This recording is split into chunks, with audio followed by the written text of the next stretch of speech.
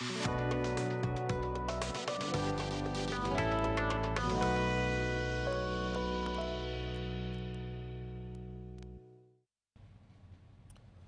evening and welcome to Behind the Headlines. My name is Timothy Nyangweso. 83,000 candidates plus are on the road vying for 45,000 slots, both for members of parliament, mayors and local authorities at that. But today we also focus on the 2,703 who are vying to be the 529 members of parliament in the 12th parliament. The question is Uganda ready for them? We also focus on what exactly happened in most of the campaigns. The presidential candidates have been on the road close to 2 months, and these others have been there for 3 days. The biggest question is, what are Ugandans really waiting for? What do they need? What will be the drivers and the influences of the elections come January the 15th, 2026? That's the biggest question, but let me get to the panel that is here with me to discuss this patent topic about the campaigns that are happening and what citizens should be doing. Even as, let me get to my guest on my immediate left, Yvonne Mpambara, a social justice lawyer, but also a former aspirant for the presidency of this country. Good evening, Yvonne, and it's good to have you. Good evening. Thank you, Timothy. Thank you for having me. Oh, I hope they can hear me. Yes, they can. Thank you. Next to Yvonne is Dr. Yusuf Serunkuma, a researcher, a political analyst. He's with us this evening. Good evening, Doctor, and it's good to have you. Good evening. Thank you for having me. How has your week been so far? I'm not used to answering those type of questions on a platform like this. Oh. So I'm sure the audience is not ready for honest answers. But also a few pieces you've written between last week and this week that are quite interesting. Yeah. Okay. Next to Dr. Yusuf Serunkuma is Honorable Mike Kennedy Sebalu, who is a former member of YALA, but also a member of the National Resistance Movement. Honorable, it's good to have you, and thank you for being here on your maiden show, me hosting you. Yeah, thank you very much for the invitation. It is indeed a great pleasure sharing good company with these great Ugandans, and more so someone who stood a chance of occupying the state house of this country. It's a pleasure joining you, and I look forward to an interactive and engaging session. Making a maiden appearance on our show, Ambassador Rosa Malango, who is a special presidential envoy on tourism and trade, is with us this evening. Good evening, Ambassador, and it's good to have you. Thank you very much. Good evening, and it's a pleasure to be on the show. And I look forward to being part of different programs with the UBC to educate and inspire. Thank you very much. Lastly but not least, the Cabinet Minister in charge of ICT and National Guidance, representing the people of Kinkizi East, both as the incumbent and the candidate. Good evening, Honorable Dr. Chris Baryomunsi. Good evening. You should be clear as an NRM flag bearer candidate so that the public knows. To be specific, they might think my symbol is different. Good evening, Timothy. Good evening, fellow panelists, and good evening, viewers. I am happy to be here on the show Behind the Headlines. Thank you. It's been a while, but it's good to have you back after this long time. I am back. So you can join us on this conversation. Go to our YouTube channel, drop your comments there, let us know what you think. Our X platform was streaming live on the space there. Hashtag UBC Behind the Headlines. For text or WhatsApp, 0709 60 25 92. Let us know what you think, and we'll be jumping into this conversation. It's 3 days, and today is day 3, and 83,000 candidates vying for both the members of parliament, mayor, but also local authorities are running around this city trying to ask for the vote. The EC has gone ahead to put a line and say it shall be a fair place. The question is, are they just barking, or will they bite with what they have said, or will security overwhelm them? Let's jump into our conversation, especially coming from where the NRM is and getting to where we are right now.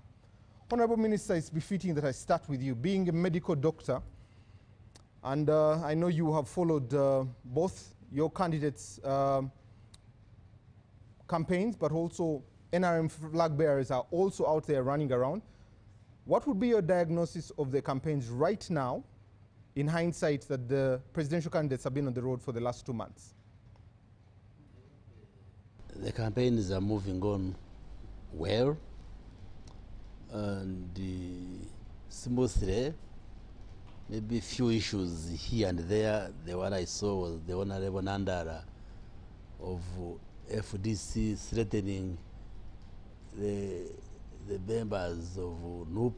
I think they had attacked his rallies and he was warning that they will crush you, what I saw.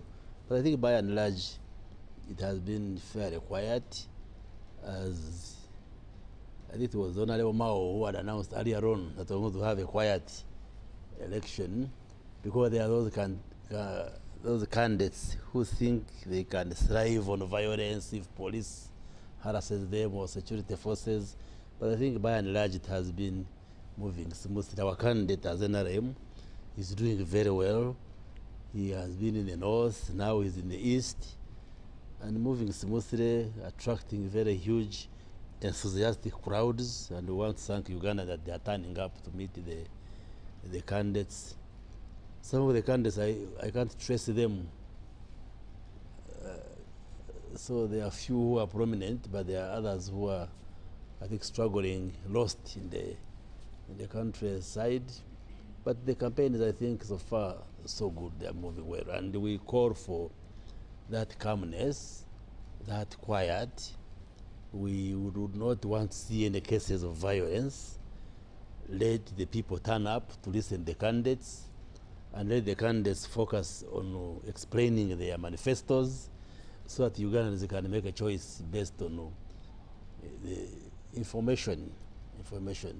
Of course, for us who belong to the NRM, we strongly believe that NRM is posting the strongest manifesto as usual, and we hope Ugandans will definitely vote NRM candidates, both at presidential but also at parliamentary in the various constituencies. I saw one of your posters, quite an interesting one. It has been taking rounds on social media, but that's not the question. No, you can raise it. No, it was quite an interesting one. The question is that... The one I used for the primaries. The one you're using now, where you're holding a child. Yeah, I used it. I got to explain it. The message in the constituency was, the reason why I offer myself is to contribute to the creation of that environment where the future of those children is secured. Because mine is not mainly for the adults, but mainly for the children we are giving birth to. And that's why I won with a commanding percentage, very high percentage, because children, everybody somehow connects with the children. That was the message. Honorable Minister, you're scratching an itch, but let me let you have the itch right now. Yes. You were saying that picture was depicting the children, that you were creating an environment for them, right?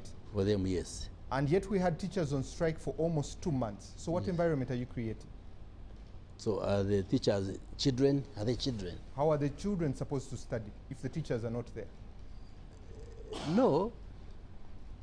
I think there was a misunderstanding, and today at the function I tried to explain it at the graduation function, when the government enhanced the pay starting with the scientists. I think those who did the humanities misunderstood it to mean that the government does not value those who did the arts and humanities. And we've been explaining that, no, the intention of government is to enhance the pay for all public servants. But because of the limited envelope, we started with the scientists, but also to emphasize the importance of science in facilitating socio-economic transformation. But then the next phase will be the non-scientists, including the arts teachers. And I think they have got the point, and it's good they have gone back to class. But their pay will be enhanced together with the other public servants. Lastly, so it's not that the government ignores the non-science teachers, no, but it's because we are doing it in a phased manner. And I think the president has also been clarifying that point, which I hope they have understood. And before I come to Ambassador Rossa, let me come to Honorable Sevalu. Honorable Sevalu, evaluate for us the securing of the future, because that manifesto is coming to an end. Have you been able to achieve it? Yeah, thank you very much. We need to appreciate where we're coming from, where we are, and where we are moving as a country. And the securing of the future is a shared responsibility. Shared responsibility from the viewpoint of government, shared responsibility from the viewpoint of different stakeholders, each of us playing their respective responsibilities and be able to contribute to a shared vision and a shared future. One, there are aspects that really make that possible. And one of the very important aspects is security, stability, that then allows all the actors within the ecosystem of governance to be able to play their part. We need to see government taking responsibility in terms of leading the securing of the future, but likewise that cannot be done effectively and efficiently without the citizenry playing their rightful role. And in this case, you look at a citizenry that is responsible enough to make the leadership accountable in terms of what they ought to do. So in a nutshell, it is progress and it is a journey. It is not something that I'm going to look at as an event, a one-off. It takes time and all actors must play their role, definitely leadership taking the lead in ensuring that all actors play their part. So what have you secured? We've secured the future in terms of education, because, you know, uninformed, when you have a literate population, when you have an empowered population and citizenry, definitely that is one of the guarantees. So that is an aspect that is looked at. In terms of service delivery in various aspects, a lot has been done in that area. So I want to say that the future is secured on the basis of predictability. You know, you can have a future that is that cannot easily be defined. Stability is not there, security is not there, service delivery is not there, so it doesn't become predictable. But we do have predictability in all these aspects that we are talking about. So the future you have secured, you're now protecting which gains? Yeah, there are gains to be protected. Many people don't seem to appreciate the gains that are informed by a stable country that is stable, country that is secure, a country that is making good inroads in terms of the development agenda, a country that has policies that are trying to, because there are general aspects that we've been able to do, the government has been able to undertake. Like, you know, you do security, it is for all. You put school infrastructure and programs, that is for all. You go into the health service, they are available. But the most important aspect now goes to individual households in the pocket, the household incomes. And programs like Parish Model is addressing that aspect, where now you get the future moving from the generalities to individual household incomes and household developments. So that is something that is good to write home about. Honorable, before I get to the ambassador, your manifesto has that in 2016 poverty was at 21%. It shows that in 2025 poverty had dropped to 16.1%.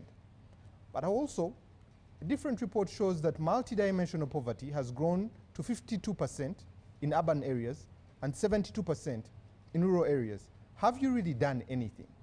Yeah, definitely. If you're going with the statistics that you've just shared, something has been done.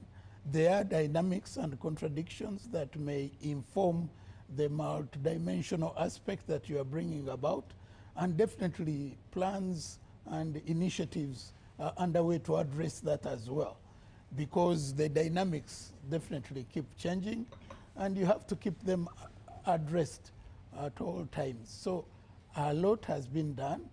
There are challenges. I cannot sit here and say there are not challenges. That provides a challenge that can be addressed in subsequent engagements. Ambassador Rosa, you have traveled quite a bit and have seen quite a bit of different economies and what's happening. When you look at where we are as a country, 63 years down the road, 40 years of the NRM government, should the citizens be proud of what the NRM has achieved? And what is that? First of all, thank you very much for your question. I was listening very carefully to the descriptions from the panelists before, and then I was trying to figure out what would be a useful contribution to make right now. So a couple of things came to my mind. We jumped into a discussion about policy, implementation, programming, impact at household level. Of what exactly? What are we trying to measure? And then I come back to your topic. What we're trying to measure is responsible citizenry. The 5 years, the so 5 years mandate Uh-huh. that the NRM has had. We're also looking at why they're asking for another 5 years mandate. Have they Okay. achieved anything that needs to be protected? Okay, so that is different from now saying 63 years back. It's completely different. So now, from the international standpoint, we normally look at, when you look at a country, you look at 100 years in terms of what are their goals and aspirations of what they want to become.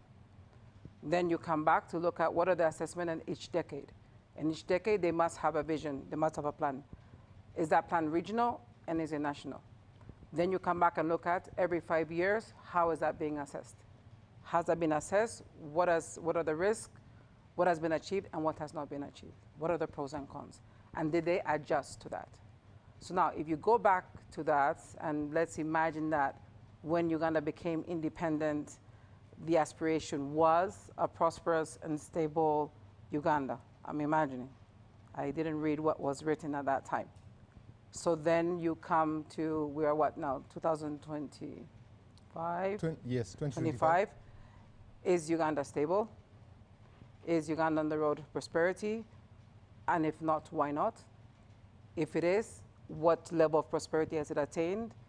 And if it has not attained that, why not? So if I look at it from that standpoint, is Uganda stable? Yes, it is. Now. It wasn't always so. It has been on the list of countries that were problematic.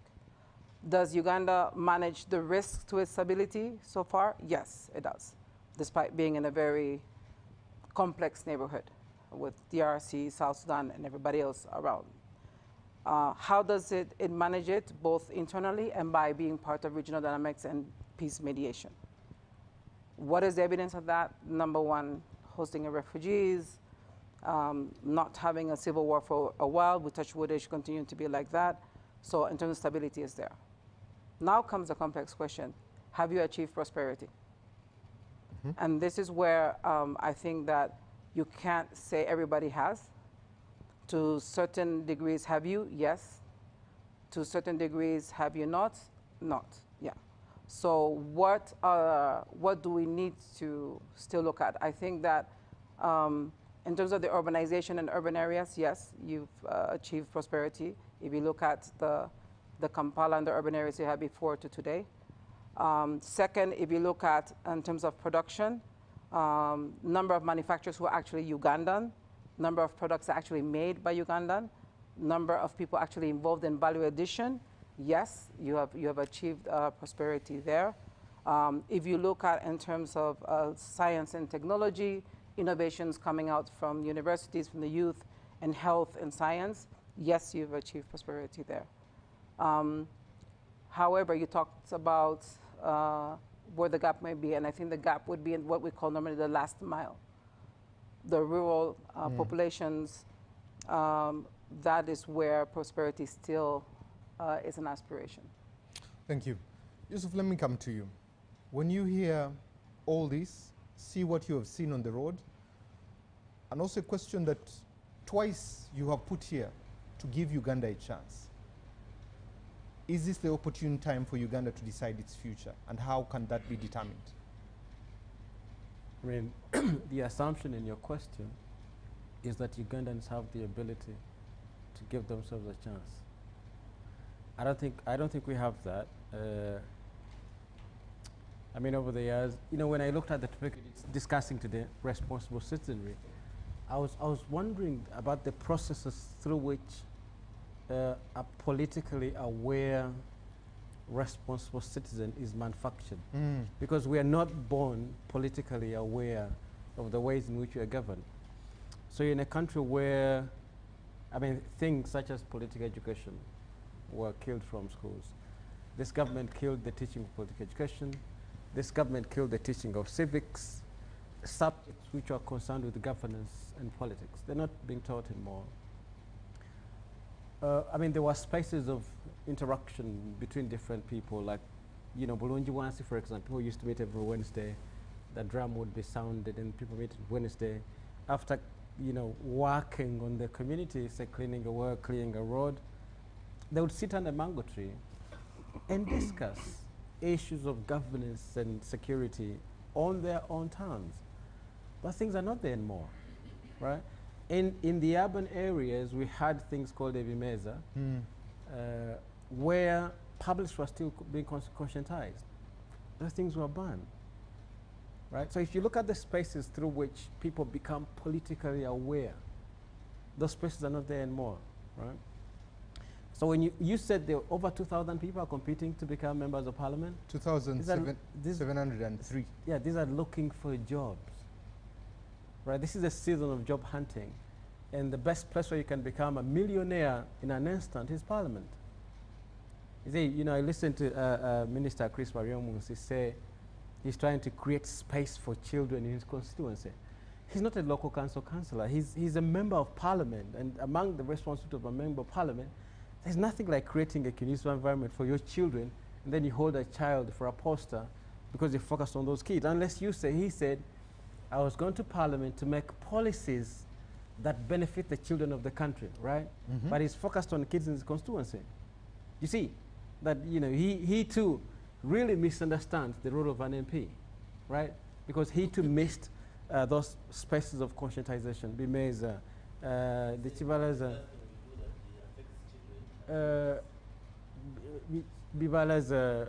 the barazas, civics, political education, all those things are dead, right? So when you ask me whether Ugandans are really able to give themselves a chance, no, they are unable. Because we've been so disempowered. You know, one time I said, there was a time when this government wanted protesters on the streets of Kampala, you know, I think protesting the pro-gay movement, right? But there were no protesters, because even the spirit of protest, which is protected by the Constitution, has been killed. Like, to mobilize and protest and demonstrate, which is a legal right, has been criminalized in this country. Because in those spaces of protest, where people peacefully demonstrate their anger or their position through largely peaceful ways, all of those have been criminalized, right? So that to the point that even when it is favorable, it's in the interest of government to have protesters on the streets, they can't get them. Because we've been so beaten that now we fear, even if it's on behalf of government, right? So that's one part. You know, political parties, our so-called political parties, they are unable to go around the country and mobilize and organize. You see, we discuss politics in many spaces, things like that political parties now have to organize and beg government to give them funding. You know, political parties don't operate like that. They should be able to organize organically from the ground, from the bottom up, so that by the time they reach an election, they have money, because they've been organizing, they've been running business on behalf of the party, right? There should be rich people who can freely donate money to opposition political parties. But I can imagine if you donated money to NUP, you are able to be in your doorstep the next day, police will have, maybe there will even be guns at your home. This is because you donated money to a party that you believe in, especially if it's in the opposition. Even people donating money to, you know, the sitting government, they do it quietly. You know, the Nyakundira group, they mobilize quite quietly, right? Not in the open. So that's the space in which citizens operate, right? Everything has been criminalized and securitized, and the public has been denied the opportunity to fully grow and mature as a politically charged, you know, members of this community. So when I keep saying, give Uganda a chance, I'm not speaking to the public, I'm speaking to Yoweri Museveni straight. Yoweri Museveni has to give this country a chance. You know, because you see, he can't be voted out of office, because whoever was in charge of the counting, neither can a war be organized against him. It's not possible. You see, the drama that Kizza Besigye went to Nairobi to come back and somehow kill Museveni in cold blood and take over the country is nonsense. It's not possible anymore, right? So it is in Museveni's hands to say, I have served for 40 years and this is good enough. Maybe somebody else has to take over. Because I'm old, you're old, and you know your contemporaries are dead, and you're getting fragile every passing day. It's in his hands. It's why I keep asking, where are his friends? So you showed me this crew. I don't see any of Museveni's friends here. These ones have to pay 70 million or 40 to see him. So they're not his friends. They don't meet him.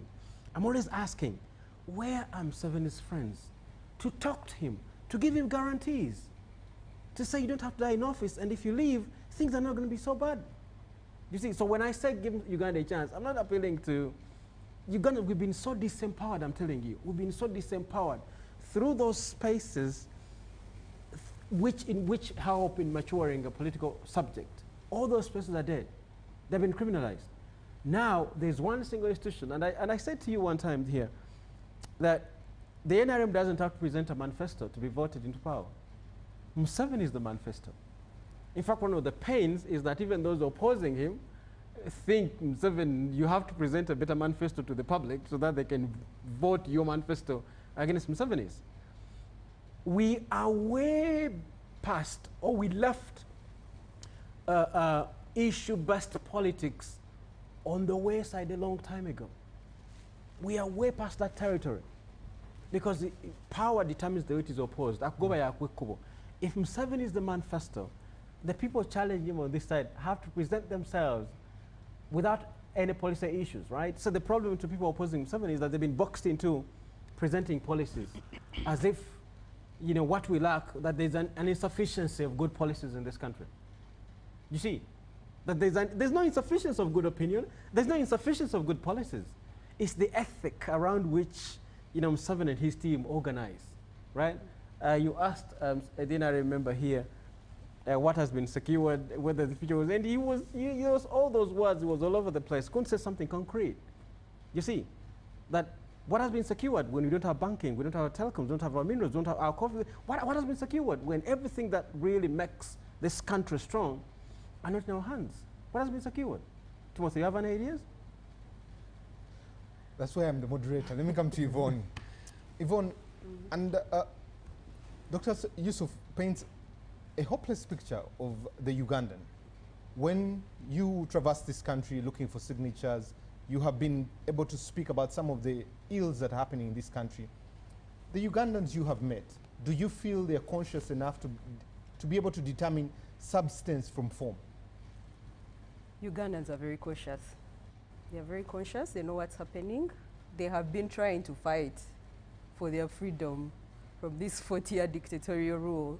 But I think you can see what's happening. Just right from what recently happened to Bobby Wine's team in Barara and to other events that are happening across the country in terms of maybe say service delivery and other issues that Ugandans feel they've raised over and over and have not gotten any form of answers or anything satisfactory to put them to sleep every other night. It's very important that you asked a question when you talked about the 63 years of independence vis-a-vis the 40-year rule. It was very important to raise that because I feel majority of the times when NRM is trying to defend itself, it goes back all the way from the time they first came into power, 1986, to determine the kind of achievements they've so far done for this country. It's very unfair for a government that has been in power for 40 years to continue to cling to the first years of its achievements till now to say that they've achieved something for this country. It reaches a point where people are showing you they are extremely dissatisfied, they need answers, and they're not getting them. And they feel that where the gaps and problems are is in terms of governance. And that is the issue where it is becoming very difficult for us to be able to establish what exactly is going to happen to Uganda in the coming years. What happens when Museveni transitions out? These are gaps he has left. There are gaps he has left himself, but I don't know how he's not seeing it. The country is going to be in turmoil. It's going to be in turmoil because he's left us in a state of limbo. He's going to leave us in a state of limbo. Me and my head, I'm now seeing his transition in terms of his years have come.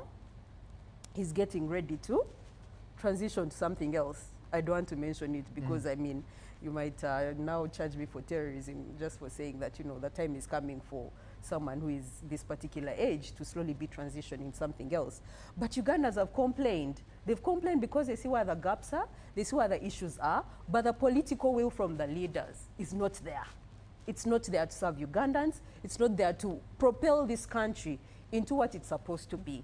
And honestly speaking, for us to continue to say 40 years of this government is attached to 1986, we need to be able to see proper progress. We need to be able to see it, and we're not seeing it. And I think it's why, just like Yusuf has said, it's very hard for our hosts, our colleagues today and co-hosts here today to be able to properly pinpoint and tell you that these are the achievements. These are the gains they are trying to protect right now that actually make sense to us. If you go to education, honestly, what are you going to talk about? You were earlier talking about the teachers' strike. You talked about it. Some of those schools after COVID were grazing grounds for goats and cows, and majority of them closed. So what systems have we put in place that we can trust and say, these are the gains Uganda is protecting, and we can vote this man back into power the next 5 years because he still has something to add on to us? Is it there? We need to be honest, it's not. It's not. So it's either maybe he transitions someone and we start fighting Muhoozi out of the blue, I don't know, or he hands over power to Bobi Wine or whoever is willing to lead this country, or myself, and we say, let's figure it out from here, because it's so far how you've left the country. It's very dishonest to say that 40 years of whatever this is has actually had achievements past the first few years of NRM. It's dishonest. And Yvonne, you have a point you make there that I would like to dig in a little bit more. You say the transition of the president to be able to leave and leave for a place to be taken by either any of the candidates there, including yourself. What would that picture look like? Because if we don't start working on it now, then what would it look like? But you see also that is some of the gaps he has left. Because we are in that state of limbo where we are not even sure ourselves what's going to happen after. We have very clear plans for this country. We've laid them out over and over and over. But the fact that we sit here with leadership that gaslights us, that we are not ready. You hear them telling you, young people, you're not yet ready to lead. But then at the same time, we try to give them that different ideas that we have for this country to propel it forward. They will tell you, no, it doesn't look like it can work. How will we know that it's going to work if we've never actually stepped into power to actually be able to exercise it? If we continuously believe that it's only Museveni who can lead this country, how are we going to know as a country that we're ready to move on? Allow us the space to take power and start figuring things out ourselves. We are capable of doing it. We cannot just say Uganda is going to cling on to Museveni for the rest of its life. It has to come to a point where you have to hand over to someone else. Other countries have done it. Why has Uganda failed to do it? When Kenya does it every 5 or so years, has it crumbled? When other countries do it, have they crumbled? So why aren't we being honest? Why are we clinging on to Museveni to say that he's the only person who can lead this country? How are we going to know that we are capable of leading a country where for 40 years, honestly speaking, we've never seen any other kind of leadership? Thank you. Honorable Minister, Yvonne, Yusuf have made some valid points there. But I also wanted to ask you, when you touch the Valid according to who? According to the audience that is listening to them. Have you talked to them? The water, Yeah? when you feel the temperature of the water of the population, what do you feel? What do you hear? What sentiments do you get from the population, especially on some of the concerns they have raised? Service delivery. Well, let me first comment on Mr. Serum Kuma, who thinks after serving in the parliament for close to 20 years, I don't know what the role of a member of parliament is. But, well, first of all, we have a constitution in Uganda that guides the path that we take. And in our political dispensation, decisions are made by Ugandans on who should lead them. My sister there, I don't know who has stopped her from vying and becoming a president of Uganda. For you to become a president of Uganda, it is those Ugandans who make that decision, not President Museveni. It's not a monarchy that the king leaves and so takes over. It is Ugandans. So even when the time comes for the president to leave, the constitution has clear provisions on how Uganda will transition. So when you say we are in a limbo, I think you are in a limbo alone. not with all of us. It is very clear. That's why you see the president, Yoweri Museveni, even when he's president with powers in the law, he's subjecting himself to Ugandans. And some will vote him, some will not vote him. At the end of the day, the Electoral Commission will count the number of votes. Whoever garners the highest number will be declared the president of Uganda. Why would you have an issue with that one? We went multi-party, and we said competition in Uganda will be through political parties and independents. And each party chooses its flag bearer.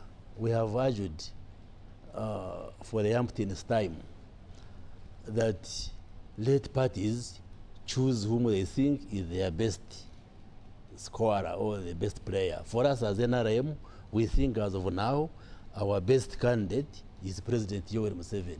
If you think you are better than him, subject yourself to Ugandans, and Ugandans will decide. For you to say it is President Museveni now to leave so that we take over, he has not stopped anybody from contesting for the position of the presidency. Unless if you are saying that the Ugandans have not been voting leaders of their choice. President Museveni has remained the president, especially since 1996, because majority of Ugandans vote for him. And we are now mobilizing for Ugandans to vote him again so that he takes the presidency again for 5 years. And the other candidates are also campaigning, trying to convince Ugandans. So do not really take us back as if you're saying that we abandon the constitutional arrangement that we have. Then we say, like as if you are saying President Museveni should leave the campaign and say one of you should take over. It doesn't work that way. So asking about what Ugandans are talking about, well, we shall determine what they're talking about through their vote, because you hear many voices. There are those who support NRM, there are those who support opposition, there are those who are aloof, but ultimately it will be resolved through the ballot box when Ugandans cast their ballot. So, and for you to say that the 40 years of NRM, nothing has been done, I think you're just being dishonest. I didn't say nothing. No, I'm not what has saying been you. done. It's not you. My sister and even Mr. Serunkuma, they are creating a picture as if it has been 40 years of wasted time. Indeed, it is correct that sometimes we have to go back and say 1986, because NRM has been in power since 1986. How did they find Uganda looking like? And how is it today? And this is a scholarly panel. There are scholarly ways how we measure impact of life and studies. Mr. Serunkuma is in the University of Makerere. There are studies done by our scholars, our researchers, that clearly show how Uganda has been progressing over time. Are you saying, for instance, you have not seen figures on life expectancy at birth?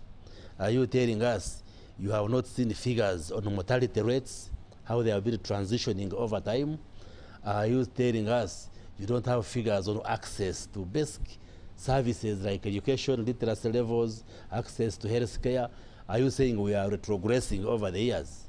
The figure that I have show there has been great improvement over the years in terms of quality of life indicators. And if you want, I can tell you each one how it measures. For instance, I can tell you our life expectancy at birth when President Museveni came had fallen to as low as 43 years.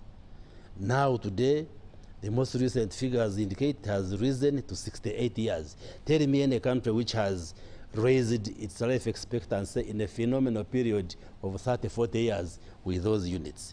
When you look at mortality rates, because that's how we measure whether there is quality of life improvement. Women who were dying as a result of pregnancy and childbirth were as high in the early 90s as 529. We measure them, we measure that indicator using the number of deaths per 100,000 live births. This figure was at 529 in the early 90s. When we did the first demographic and health survey in 1995, the figure had dropped to 506. It has since, in subsequent studies every 5 years, dropped to 505. It dropped to 435, increased a bit to 438, reduced to 336. Now it is at 189. So from 529 to 189 under NRM leadership. If you look at the infant mortality, the infants that die before celebrating their first birthday, it was a 3-digit figure at 122 deaths per 1,000 births. It has now dropped to 28 today. These figures are there, you can Google them. So when we say protecting the gains are there, they are measurable, but even with the naked eye examination, you can see them. Just go in the countryside and look at housing. How housing, even in the north, where traditionally they have been having grass thatched, you fly there with a helicopter and see how there is change, progressive change. So really for you to come here and argue that in the last 30, 40 years, there is nothing positive which has happened under NRM leadership, you are simply deceiving yourself. And the people out there, even those who don't believe in NRM, would not agree with you, because there is qualitative change in society in Uganda under NRM. So to answer your question, the PARUS, the national PARUS, is in favor of the government. Yes, there are opposition voices, they are there, but I can tell you majority of Ugandans appreciate what the NRM government has been able to do. And that's why Ugandans vote for NRM. On the pulse, before I get Yvonne and Yes. Serunkuma to respond. Yes. On the pulse, are there concerns you have found the citizens have? Yes, the concerns. And what are those concerns? You see, we live on earth, not in heaven. And the reason why we are in leadership is to solve people's problems. Otherwise, if there was perfectness, I wouldn't be seeking a vote to become a member of parliament if everything was okay. So we're not saying that NRM is like God with those divine supernatural powers to resolve everything in a day. But the point I am making is that there has been progress. But again, there are areas which we must work on. Like service delivery, we've been trying to improve service delivery, and something has been done. I have told you, maternal mortality has fallen from 529 to 189. 189 is still high, because behind those statistics are human beings who die. Yet our desire should be maternal mortality should go to 0. So there's still work to do. When we say infants who die have declined from 122 to 28, 28, you don't celebrate it. We celebrate the decline, but 28 still is high. So we still have work to do to bring the 28 to 0. So the point we are making is that there is progress, but there is still work to be done, because we have not reached 100% of what should happen. But in any case, on us, you would even never reach 100%, because wherever you go, whether it's America, whether it's Europe, there are challenges. And the reason why we seek leadership positions is to address these challenges and to progressively address the quality of life of the people. And I'm saying, over the years, the quality of life of Ugandans has been improving and changing for the better, and we seek support of Ugandans to work on what is remaining. Yusuf, and I'll start with Yusuf, then come to Yvonne. You had a reaction before I get to the ambassador. I mean, I have two perspectives. The first is that the minister sounds like a less traveled person. You know, even in a place such as Somalia, where there's no government, the things he's spelled out, they're actually there. You know, mortality rates. The figures, I should tell you, when you look at studies around the region, our bracket, we are in the bracket of South Sudan, Burundi, Malawi. So those are our peers in the region, not too far. So the gain is spelled out. Those are the gains in Burundi, South Sudan, Malawi, Somalia. Those are our peers. We don't compare to Kenya, we don't compare to Rwanda, we don't compare to Tanzania. Those are peers in the region. But that's a small point. You know, normally we go over these figures and they sound good. They sound good, but they're very deceptive. there's a point that, you know, when he spoke about Museveni being elected many times, right? And I found that a very interesting point because, you know, I've said to you, Timothy, on this show, that this is a circus that I don't want to get involved in, right?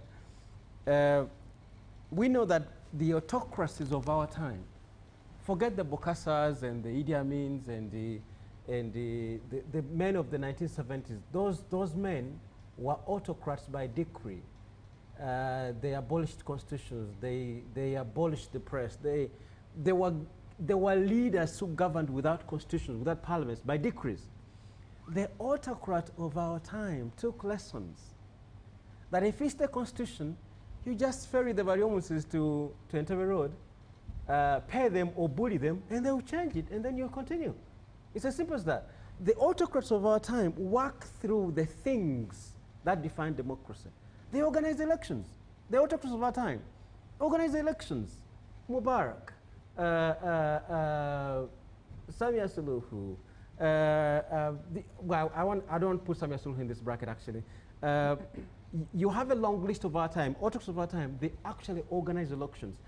The man who just got deposed from Sudan, in the condition which has left Sudan, Omar al-Bashir, used to organize elections and actually win them.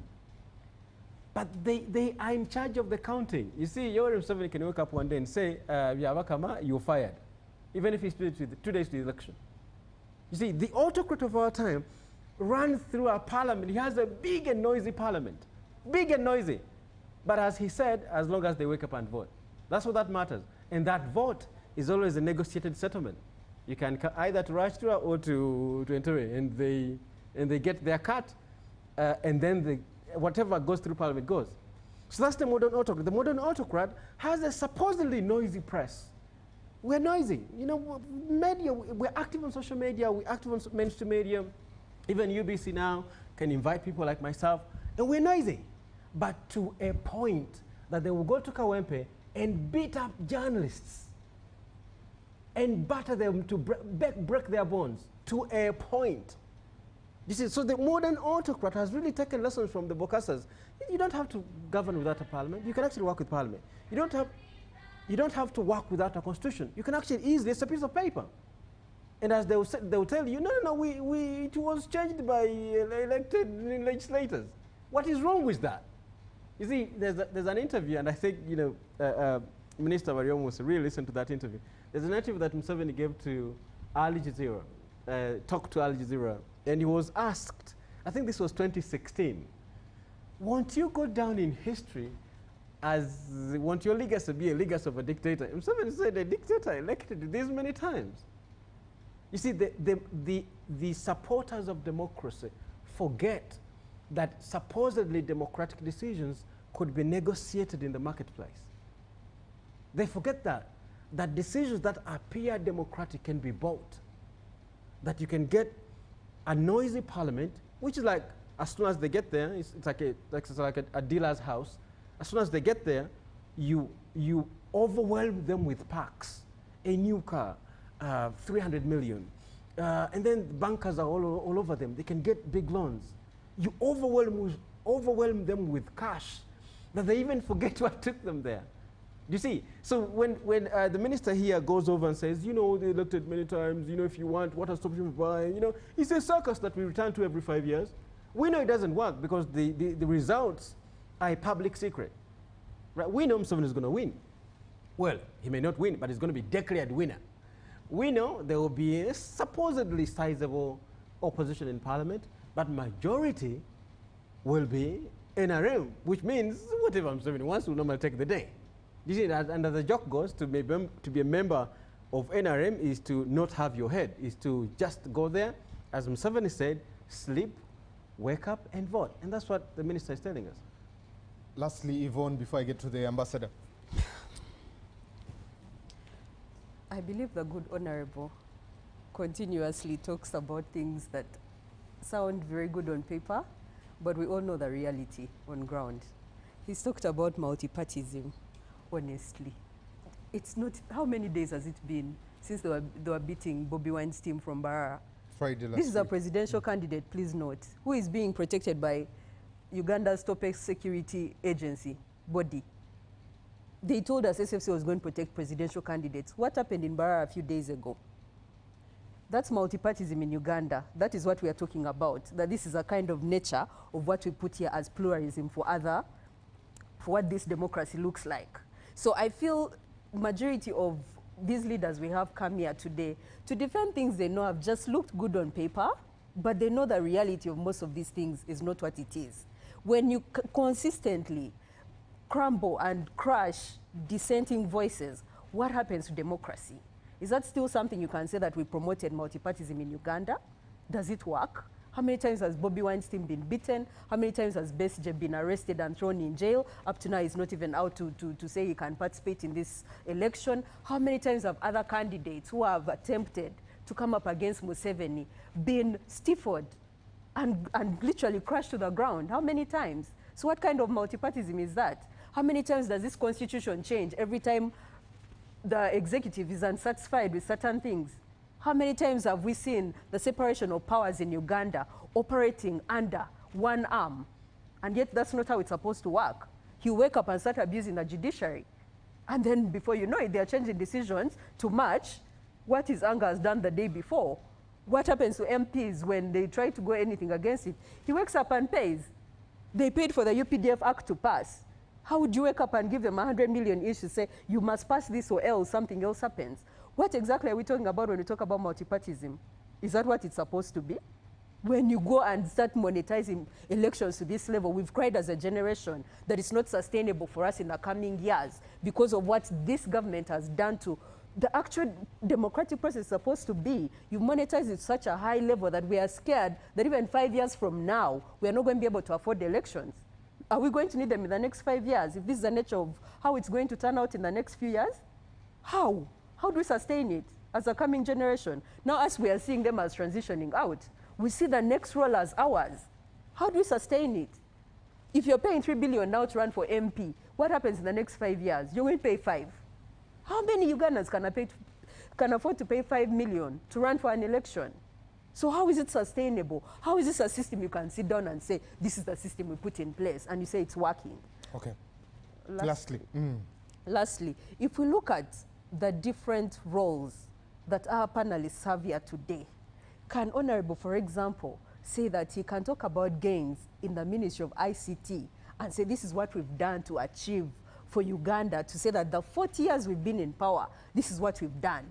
I can point out a couple of things right now with the emerging growing world and trends that we fail to catch up to as Uganda because of our leaders failing to match up to what's happening.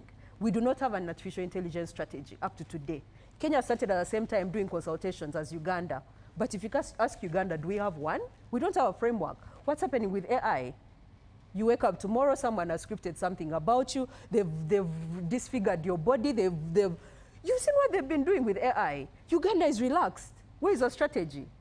Even if we sit here and pinpoint to each and every one of these individuals, even if we went to tourism now and would ask them and say, is there a strategy for tourism in Uganda? Are they going to give you one that you feel is working? We need to be honest. We need to be honest. The things they're saying sound very good on paper, honestly. If they're selling them to someone who doesn't know what's happening in Uganda internally, they'll say, oh, maybe this country sounds like it works. But we are here. We know what's happening every day. So it's very dishonest to tell Ugandans that this is what's happening, and you gaslight them that it's working, and yet you know it's not. Thank you. Ambassador, let me come to you. And she hinted on a point on tourism where it's your docket, both trade and tourism, but I'll start with tourism. When you look at it in the ATMs, in the NDP4, it's one of those major pillars that will propel us to what we are hoping to get into. What is the strategy for tourism, especially to grow the numbers and get, because it's a low-hanging fruit, it could benefit us. Is your strategy part of the NDP4, and what is the strategy? Okay, thank you very much for that question. Definitely the strategy is within the National Development Plan 4. And I think somebody here actually said Uganda is very good at doing policies, fantastic at doing strategies, where we normally struggle is implementation. So first of all, my role is not to come up with another strategy, so help us God. That would be like mass confusion. Part of what I'm trying to do is to figure out what has been implemented, what has not been implemented, what are the best practices, and how do we take it from there. So when you look at the strategy as it's rolled out at NNDP 4, it does talk about different types of tourism. It talks about sports tourism, it talks about religious tourism, it talks about the natural tourism, which is a mix of the heritage and the wildlife that we have. They also talk about entertainment tourism, which is more than enough. So now, where do I think that the low-hanging fruits are? Definitely in terms of sports. There are so many policies out there. There's so much infrastructure going out there. But is it linked? Is it streamlined? How do we bring it together so that it makes sense? Uganda is preparing now to co-host AFCON. I believe it's with Kenya and Tanzania. Yeah, 2027. How are we preparing to make sure that those low-hanging fruits go down to the communities and not just in Kampala? So that is one clear example of a place where we have some gaps and we can address it if we sit down and work on it with a focus. The second area where I think that there's some space but it has not been used is religious tourism. Every day I wake up to find out there's a new church that has been there for a long time. There's a new community institution that was there. There's a new group of people that have been supporting. And meanwhile, if you go to the normal list of heritage or tourism sites, it's not there. So again, information, streamlining, calendar, database on who is actually doing what is very, very important there. And then the last one, I think, is on conservation, where again, Uganda has a lot that has done, but a lot more needs to be done. So we have 10 national parks. So we have various lakes and rivers. So now we have bungee jumping and all of this. But we need to really speed up in terms of tourism roads. If the people can get there comfortably, all the investment that we put into the hotels, into the bungee jumping, into the cruises on the lake, we will not be able to get the numbers that we really want to get. So that is kind of like the focus that we're putting on. The strategy is there, it's been approved. There are many people in there, but I think we need to streamline, we need to prioritize, and we need to work more with small and medium enterprise stakeholders. Lastly, before I get to Honorable Sebalu to wrap up the first hour, trade. One of the biggest things that is time-chested in this manifesto, protecting the gains, is industrial parks. Is this a strategy to get us into the numbers of employment that we're looking at? If we're chanting out 40,000 graduates every year, only 9,000 jobs available, these two don't correlate. They're not speaking to each other. What are we missing in this link? The industrial parks will work if we follow through. Again, if we follow through. Right now, the way... follow through with what exactly? With implementation of the strategies linked to industrial parks. When you build an industrial park or an economic zone, you are supposed to also look at a demarcation of up to, I think it's between 20 to 30 miles, the communities that are around that. And how will the presence of that industrial park help with the access to water, access to education, access to electricity, so that you create the extra jobs in addition to the jobs that are inside the industrial park. So if we follow through on the premise, yes, Benin has used it successfully. Ethiopia has used it successfully. Ghana is beginning to roll it out. Nigeria has used it successfully.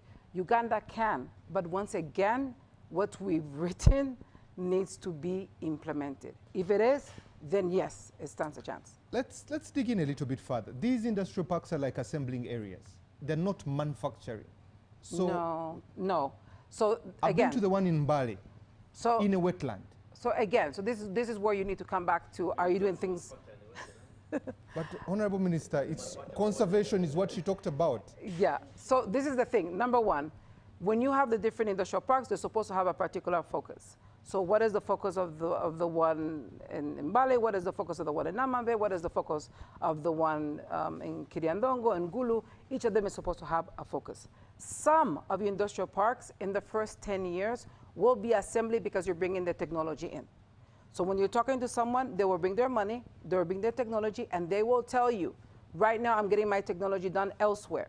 So I can bring and assemble, train your people, and normally it takes at least 5 to 7 years before the manufacturing can actually start. That is for those coming with their technology. However, for those products that are done based on our natural resources, manufacturing is done here. And that is the value addition. That is the whole food value chain. We're doing coffee, we're doing tea, we're doing the fresh fruits. But what is the challenges? Everybody's been telling me they have problems with packaging, having the right type of packaging for it to get out. They have challenges with logistics for it to be able to get out as well. So there's two different levels. One is the technology coming in, where you need that transition period. The second is improving the quality of what we are already manufacturing based on our fruits, based on our vegetables, based on our livestock that we have. Thank you. Honorable Sebalu, what does Uganda need? Come 2026, what do we need as a country, both on the macro and the micro? Yeah, thank you very much. Uganda needs to move forward. We need to have some very good, honest conversation of where we are and how then do we move forward. We need to appreciate what it is that we need to continue doing, which has worked. We need to also look at what has not worked and what we need to start doing, but we also need to look at what we need to stop doing so that then we are in position to move forward. We look at efficiency and effectiveness in terms of delivery, be it at the level of social services and other considerations. And it takes the community, leadership definitely being on top of the game. We need to empower the citizenry. We need to ensure that those that are given mandate to deliver do deliver on their expectations, and we need to make them accountable on their mandates so that at the end of the day, the country is able to move. Thank you. Let me read some feedback so that we can take a break. Good evening, Timothy. This is Ochom John Paul from Kumi. My question goes to the Honorable Minister, saying that the campaigns are smooth, but why are NRM police making unnecessary arrests on specific NUP supporters? Is it a crime to support NUP? Let him clarify on this, okay? Thank you very much. Uganda is not ready for them. The number is too huge for no good reason. If I had powers, I would cut the parliament of Uganda by half. For example, we do not need a woman MP per district. I suggest that we have women representatives at sub-regional levels. The whole of Bugisu sub-region should be represented by one woman, and the same for Sebei, Teso, Busoga, name it. And all these representatives have good reason there. Okay, thank you very much for your input there. Good evening, Timothy. My name is Herbert Kamgisha. I'm watching from the Bushenyi. My question goes straight to the incumbent and the flag bearer of NRM in Kanungu district. Is he trying to defend the mistakes of the government to enhance the salaries of some? Secondly, is the NRM government, does it totally undermine the efforts of other sectors, especially the arts teachers, who they don't see as valuable? And if not enough, 40 years up to now, and you're trying to fix things that are here and there, it's unfortunate, okay?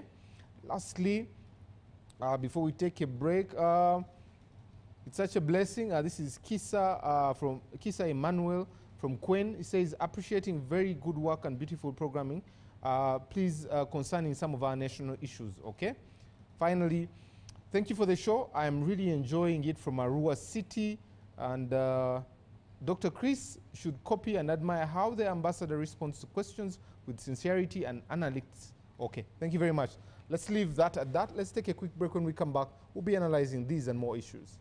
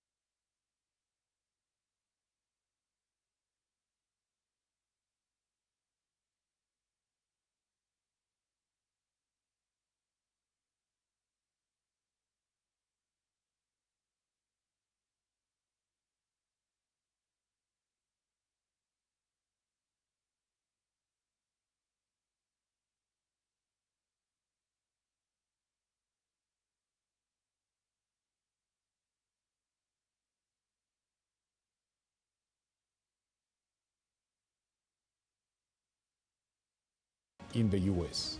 It means he can come to Uganda and do a lot more. Every Monday at 8:30 p.m. with me, Jethro Kasaiji, your interface with the government only on your public broadcaster. Ugandans, the unstoppable internet deal of deals is here with MTN Wakanet Fiber. Connect your home with our starter pack of 100 Mbps at only 99K. And if you want more speed for less, we've got you. Get the 200 Mbps at only 129K. And the fastest one yet? Enjoy up to 500 Mbps at only 250K. To sign up, use the My MTN app or dial *100 *23#. Offer is valid till the 30th of November for both new and existing subscribers. Together, our connection is unstoppable. The government's commanded is to maintain law and order, safeguard citizens' rights, and provide essential public services. Remember, one of the pillars of the roadmap is innovation and entrepreneurship. There has been this question of how are you protecting our indigenous seed? It's going to be a tall project that answers somebody's question. The Front Bench has brought you insightful discussions on governance, security, healthcare, justice, and commerce. When you go through this complicated procedure, involve the lawyers, you bring the case against him, the judge will hear you out and pass judgment, and you're out of court in record time. We remain committed to keeping you informed and engaged on key national matters. So these are huge, these are powerful organizations which now Uganda chairs. Why don't you come together? If we haven't migrated to the e-card because of various reasons, including that not all the people of Uganda have smartphones. You can sit in your house, apply for a passport. If you have a Ugandan who has a successful logistics firm in the US, it means he can come to Uganda and do a lot more. Every Monday at 8:30 p.m. with me, Jethro Kasaiji, your interface with the government only on your public broadcaster, UBC, Inspiring Uganda.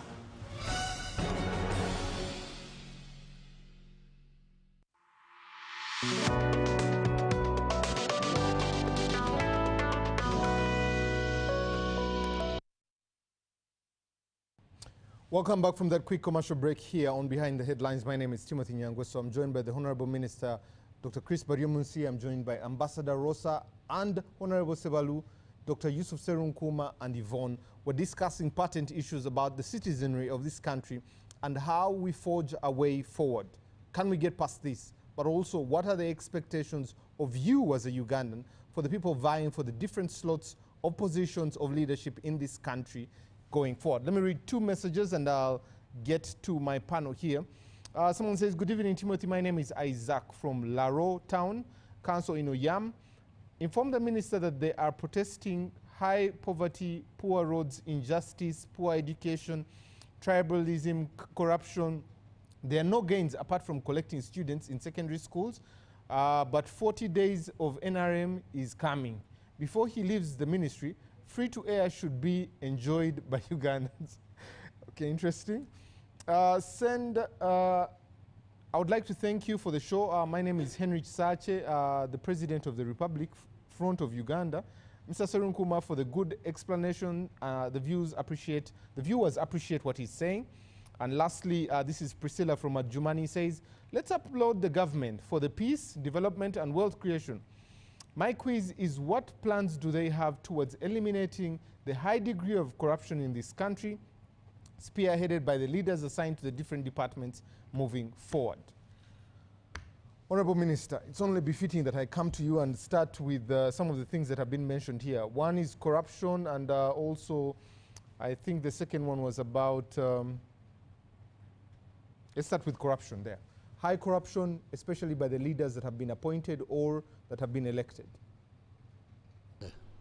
I will come to corruption, but let me first say that the pessimists who are painting a picture as if under NRM nothing has been done. The mere fact that you can have a TV talk show, we sit here, somebody from Adjumani can send a message, we respond, somebody from Arua, they are watching. This was not there before NRM. If you look at communication, how communication has been revolutionized with the participation of citizens. That also you should see it as a gain under this NRM. Number two, people are saying, speak like the ambassador. What? I speak with facts. I'm giving you statistics, I'm giving you facts. And nobody is able to countermand what I am saying. Even Dr. Serum Kuma is saying, Uganda is like South Sudan, Somalia, without giving figures. And I invite the viewers who are scholar enough to Google, check the figures I've given you for Uganda, compare with Somalia, compare with South Sudan, and see who is right. Because these days, this is an information age. You can't hide information from people. So when you say Uganda is like Somalia, Uganda is like South Sudan, there are some who will actually doubt your intellectual prowess because they can check and they clearly see that we are at different levels in terms of how we have advanced. My sister is challenging me on issues of ICT. If we had time, I will tell you how we have changed the digital ecosystem in Uganda to facilitate transformation, very many things, including issues of AI. I will tell you how in Marago we are using AI to diagnose some of these elements, but maybe we don't have time for that. So in all these areas, maybe if you don't know, you can ask, you can challenge me what has been done in the area of ICT, and you can give us time and we explain. So there's a difference between you not knowing and now you just hazarding a response that nothing has been done. Now, the issue of beating NUP supporters, nobody should be beaten, whether you are pro-government or pro-opposition, because like I said, we agreed to go multi-party, and therefore Ugandans are free to support parties of their choice. And apart from the incident, I think of Mbarara, I have not spoken to police and security to know what exactly could have happened, but I think generally it has been peaceful. But also being a candidate or a supporter of a candidate does not make you immune to the law. So maybe there were elements of breach of the law, but again, our guidance is that even if somebody has breached the law, you also act within the law. You don't have to crowbar to beat anybody. You can do a lawful arrest and then prosecute that person. So our caution to police and security agencies has been, do not also indulge in unlawful activities, including beating supporters of different candidates, because they are free to support the NUP candidate, they are free to go with him, but all of us, whether opposition or NRM, must be within the corners of the law. So and nobody should hide. Minister, allow me to interject there. Yes, yes. Because you mentioned it, and I'd like us to really clarify. Yes. The statement that came from police, yes, was there was persistent provocation, engagement in violence against the officers, and they mentioned different places: Busia, they mentioned Kakumiro, they mentioned Lira. They went on to mention as far from the 3rd of October all the way to the 7th. But today, the people that have been arraigned in court have been slapped with charges of traffic offenses. So it's a contradiction of why they were arrested and what the charge sheet looks like. Isn't this a compromise, especially on what you're talking about, a peaceful election going forward? No, but you can have both charges. You can provoke security while also committing traffic offenses. The two can be there at the same time. Well, I don't have details of what could have happened, but the point I am making is that simply because you are a presidential or parliamentary candidate, or simply because you are a supporter of a candidate, doesn't mean the law has been suspended. The law is still in force. I am a candidate in Kanungu. If I break the law, I'm sure police will question me. The same much as you are a minister, a candidate, you must follow what the law prescribes. There are political actors who think simply because I've been nominated, then I can ignore the provisions of the law. It doesn't work that way. Whether it is President Yoweri Museveni or Chagulanyi or any other candidate, they must do their political activities within the law. And therefore, security and police have a right to do their work, but again, we caution them they should not overzealously also breach provisions of the law. But I don't have specific details, like I have said, regarding those particular incidents. Now, the issue of corruption. NRM has taken the lead in the fight against corruption.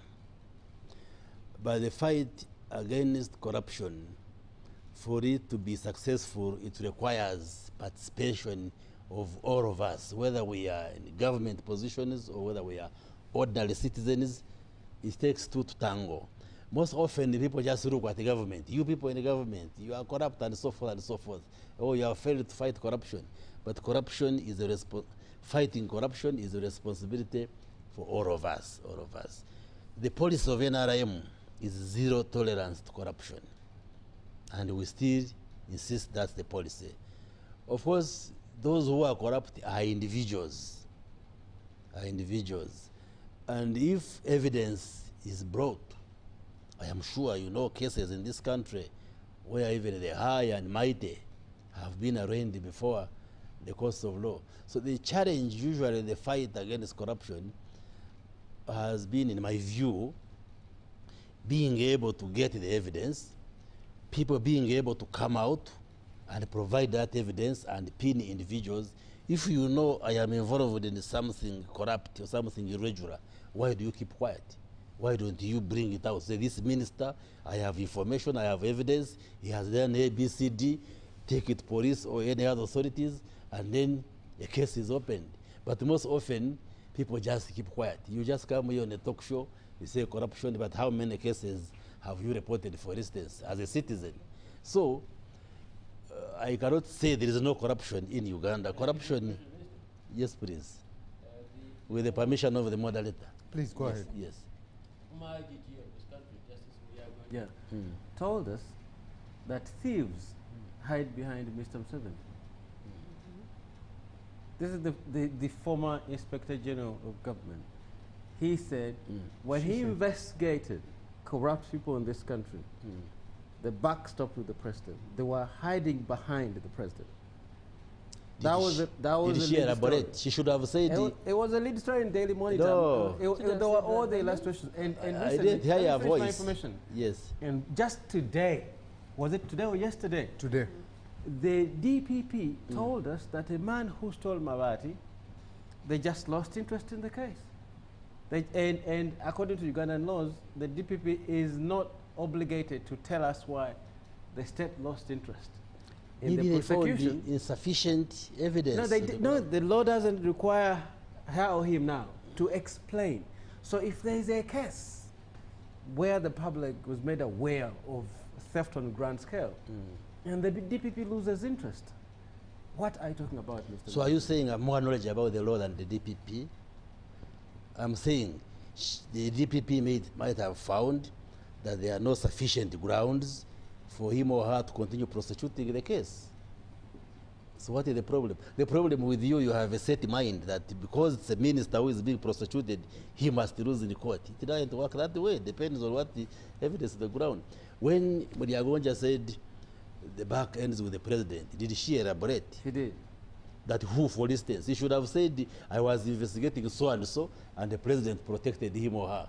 These sweeping statements, especially as you read them in the newspapers, may not necessarily be reflecting what somebody said. I didn't hear verbatim what she said, but she should have said, Minister so and so was being investigated, and the president protected him, for it to be clear. But just make a sweeping statement, merely for propaganda value. I don't accept that. The president again told the former IGG, Betty Olive Namsango Kamia, that you go slow. The lifestyle audit. You go slow on my thieves. They might run away with all what they have stolen and take it out of this country. Did you hear the president say that? Yes, I did. How do you understand? They were saying be tactical as you fight corruption. As you go after the thieves, because they might end up running away with the loot and take it out of the country. Isn't that a fair statement? That you be tactical and strategic so that these thieves don't just disappear with our resources. So the thieves are But was he saying don't fight corruption? Was he saying don't fight corruption? No. Thank you, Honorable Minister. Allow me come to the ambassador. Because I can challenge you. You face the camera and say the president so and so was being investigated for corruption, and the president of Uganda has stopped that case. You face the camera and tell Ugandans. I was giving Yes, you face it. I have time for submission. Gentlemen. No, you face the camera. And Honorable you asked for time. I had given you But you're not the information. moderator of the show. No, you asked to interject, and I said yes. Just hold Because on. you see, let me come from the ambassador there. I'm trying to make a submission. these sweeping statements for propaganda value should not be But all these accepted. have been documented in the newspaper, unless you say not reading No. newspapers, Mr. Minister. Who tells you newspapers are always accurate and correct? Okay, Yusuf, I'm going to give Because you you are time. creating an impression as if the president protects the corrupt, and I'm saying, But that's a statement we are going and I'm that's saying, IG's statement, not no, mine. it's a statement of the monitor, and I'm saying you have been here, you are a public figure, you have followed these issues. Tell Ugandans which senior figure in the government, for instance, has been protected by the president. Okay. When he's being investigated by Yusuf will NGH. respond when his time comes. Let me come to the ambassador.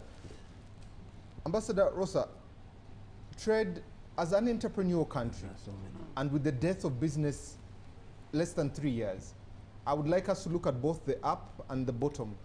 The bottom is that every young person that comes out of school, every person tries to make something, some means of living. And it gets difficult by taxation or by placement or by policy or law that is there. How do you intend to help that class of people in that bracket, someone who's trying to make ends meet, they have sold land, they're border, trying to make a Rolex stand. There's an innovation to try and make juice and sell it. There's taxation on that. There's squeezing for that business to get out. Let me give you a simple example. My Baba upgraded his barber shop, invested about 7 million. He was slapped with presumptive tax of 15 million shillings. How are you helping these traders to really thrive in such an environment? So thank you very much for that question. Actually, what helps me is the fact that when I relocated to Uganda from New York for the past 2 years, I actually started by doing my own startup because I wanted to understand what was happening at that level.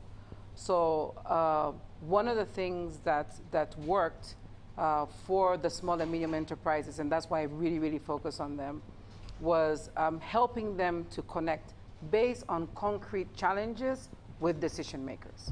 So I used to organize once a month what I called market dialogues. And before that, we had teams that would go up country, go to the actual farm, go to the factory, find out what the problem was. They had submitted something to UNBS 3 times and it had not come back. They had an issue with the way they were being assessed. They had lack of incentives from UIA. And then I would make a report, send it to UIA, send it to URA, send it to UNBS, and invite them for tea with the ladies and the young people. And they literally would do this under the tree in my compound. And we managed to solve a lot of problems that way. I told them, we're not going to do a workshop. It is a debate on what is the issue. My registration was lost, this was happening, and everything else. One of the good results of having those discussions every month for the past 2 years was the fact that we were able to convince the Investment Authority and the Ministry of Finance that they needed to look at domestic incentive packages. We're okay and we understand that they need to do for the foreign people coming with FDI, but we kept arguing that for those of us doing a small business, you needed to have some sort of reprieve. And in the last budget, I think, or the one that's coming out now, there was this issue about for new startups done by Ugandans, they should be able to get a reprieve. I can't remember if it was 2 or 3 years. It's 3 years. That came as a result of one of our consultations. So that is the kind of thing that I want to scale up more. I'm hoping to be able to have regional conversations because each region is different. I'm hoping to have sector also based conversations to understand and also to be able to know where are our people. It's not the same if you've already had a business that survived 2 years as if you have a business that just started now. Or maybe you had a business that's going on for 10 years, but suddenly the economy is so bad that you're about to fall back. Thank you.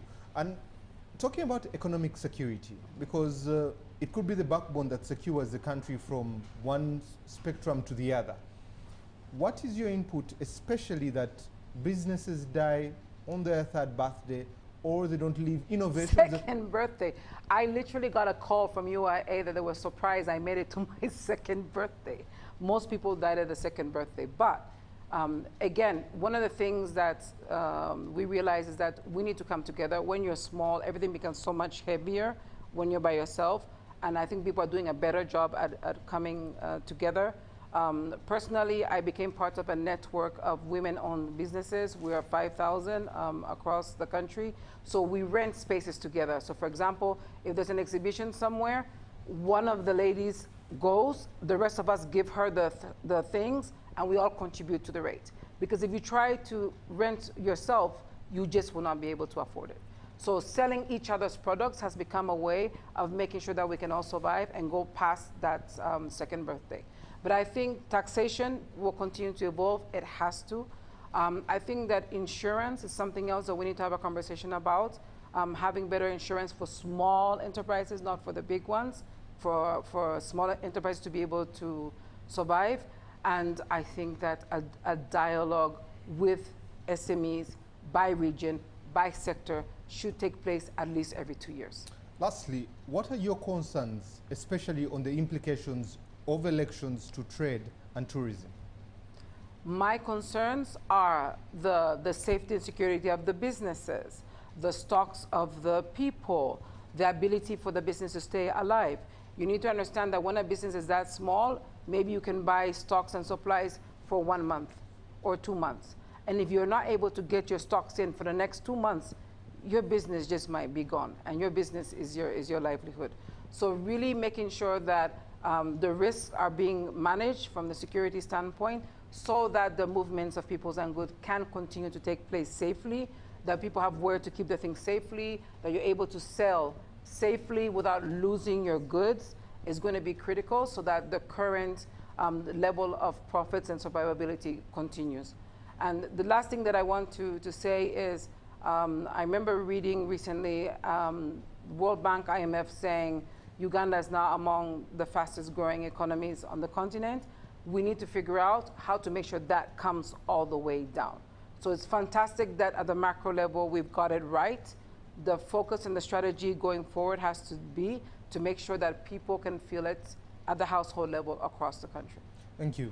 Honorable Sebalu, do you have concerns about transition, and what are they? Yeah, thank you very much. But before I go into the transition aspect, I just want to compliment something to do with the SMEs. I had a conversation with one of the major actors in that space, and the idea of ensuring that a grace period of 3 years is given to these entities to allow them leverage and be able to build internal capacity and dynamics of survival is something that is working well. And the idea, even the conversations within that space, is to have that increased possibly to 5 years to allow more time to get them on their feet and be able to be up and running. And the idea behind this is to ensure that as many entities as possible can move out of the informal sector, properly register their business interests, and be able to participate in the money economy and be able to move along. But that goes with obligations and responsibilities in terms of keeping their records right and being able to file returns regularly in order to show the level of progress in that space. So with such incentives, if good awareness is created so that then you get many taking advantage of such incentives, I think that is very progressive, and it can allow more survival rates than we are having at the moment. Now, regarding the transition is a welcome idea, and the transition is inherently embedded in the regular renewal of mandates. You know, you renew mandate from the previous mandate. I can say that it may appear that it is transition from one to another, but the whole idea of renewing a mandate with the people's legitimacy and ability to decide is something that we need to appreciate. But as a country, definitely the conversation around transition is something we can give space, is something desirable, and is something that can be given good attention as a country. I know you have been here a while, and I know you know the history of the country pretty well, that there has not been a change of government without bloodshed. Who leads this conversation in this season to be able to bring every player on the table for us to have a future that we all desire, or the Uganda we want? Yeah, I think definitely the leadership of the government, the leadership of the government in charge takes such responsibility, but there are also fora where different political actors, some people have appeared to disregard some of these platforms that ought to provide such opportunities, like iPod and other considerations. You hear some don't really want to give serious considerations to such opportunities. But I think the most important thing is to have a fair and direct conversation over this subject matter. The Ministry of Justice, Honorable Norbert Mao, has time and again raised issues of engagement at that level. He's a minister in charge of the sector. And you find that even people within that space, there are more moments when they don't seem to be attracted to that kind of conversation. But I think we need a very open conversation, direct and honest conversation about this. Honorable Sebalu, sorry to put you on the spot, but you seem to get straight and then divert off the point. You keep saying we need to have an honest conversation, we need to have this conversation.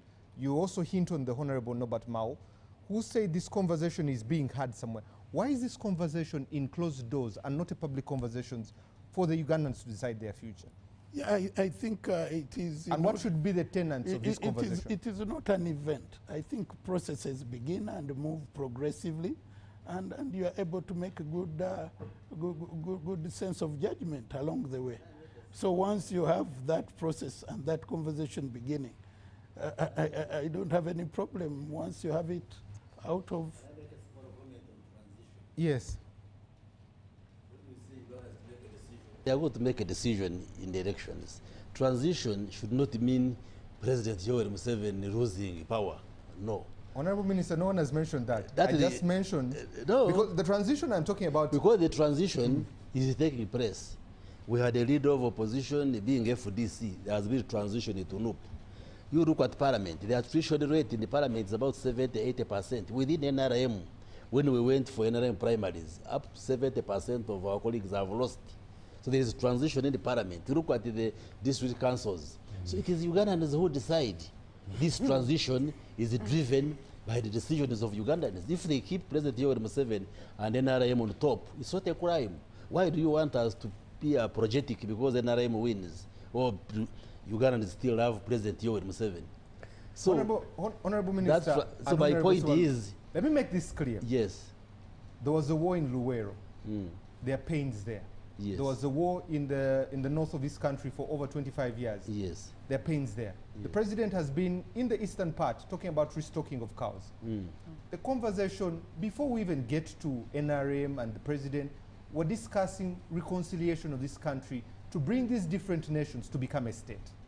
And there is nobody else who has reconciled this country other than President Yoweri Museveni and NRM. When you look at the national integration, it has occurred under the NRM. That's why even when we go to voting, NRM scores from Chigezi to Western Nile to Karamoja to Bukedi everywhere, because it's a party that is Ugandan in nature. It's not ethnocentric like some of the parties are. So NRM's focus and ideological strength has been on patriotism and unity. Of these candidates who are standing, whom do you think scores better on national unity other than President Yoweri Museveni? If I could put the question to you also. So my point is, transition should not be defined as President Museveni leaving power. No. The transition we talk about, in my view, is giving ability and empowerment to Ugandans to make decisions on who governs them at every level. If they keep me as the MP for Chichis East, that is their choice. The question should be, has it been a free, fair, transparent process to reflect the wishes of the people in that community? Not you to force them to take so and so. Let them decide. Let Ugandans decide on whom they want to. Yusuf Yes. and Yvonne, let me first finish with Honorable Sevalu. Honorable Sevalu, the other question I would like to put to you, the 9th Parliament had 43 independents. The 10th had 66. The 11th had 73. Today, of the 2,703 candidates vying, 1,283 are independents. What does this mean for this House of Parliament and the 12th Parliament? Yeah, thank you very much. We are in a multi-party dispensation. What comes out to me is that we are yet to fully understand and appreciate the tenets of multipartism, where the organization of capturing of power is along the parties as tools of entry, and therefore need to respect the processes, the systems, the procedures within the parties internally that generate the candidates that are sponsored by the parties. Definitely there could be dynamics that create illegitimacy around that, but in good multi-party dispensation and practice, individuals ought to respect the outcome and the legitimacy of the processes that are handled internally in order to generate. So where you find individuals overriding the interest, collective interest of parties, it's like I should be there or nobody should be there. I think it goes to also underscore the issue of discipline within a multi-party dispensation, and also subordinating your individual interests to the interests of the party as per the systems. But there is also the whole issue, and I think this is something that looking at leadership, because for me, I look at leadership as influence, but there is a tendency where people seem to look at leadership as position, title, or office. Because if you subjected yourself to an internal process, you should be decent enough to appreciate and honor the outcome of the same, and be able to then allow the outcome to be respected. But you find that individuals are looking at it as like a job, for instance, like a career, and that brings dynamics that may not be that desirable. I would respect someone from word go comes as an independent. I really have respect for those, but we don't have many of them, because many first subordinate themselves to internal processes, and if it doesn't come out their way, that's when now you become independent. In my view, you are not independent at that point when you've subjected yourself to the process, failure of which you then pronounce yourself as independent. So it goes back to the whole appreciation of the notion of multipartism. And in this regard, I really think the issue of civic education should be very important in terms of empowering the citizenry, but also the candidates to be able to appreciate that.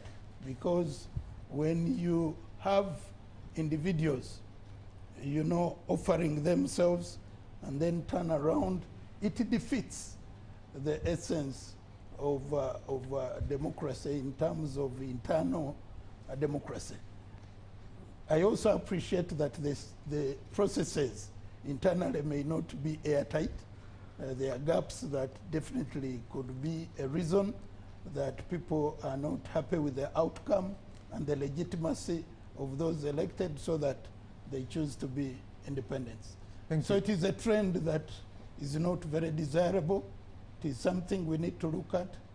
The Human Rights Commission needs to do a lot more, because we have a weakness there. You know, civic education should essentially be the mandate of a Human Rights Commission. What we tend to have is more of voter education, or voter education and election education, but the real empowerment of the citizens. Someone has gone through, he's not made it, comes back as an independent, maybe because of money here and there, they overturn the mandate.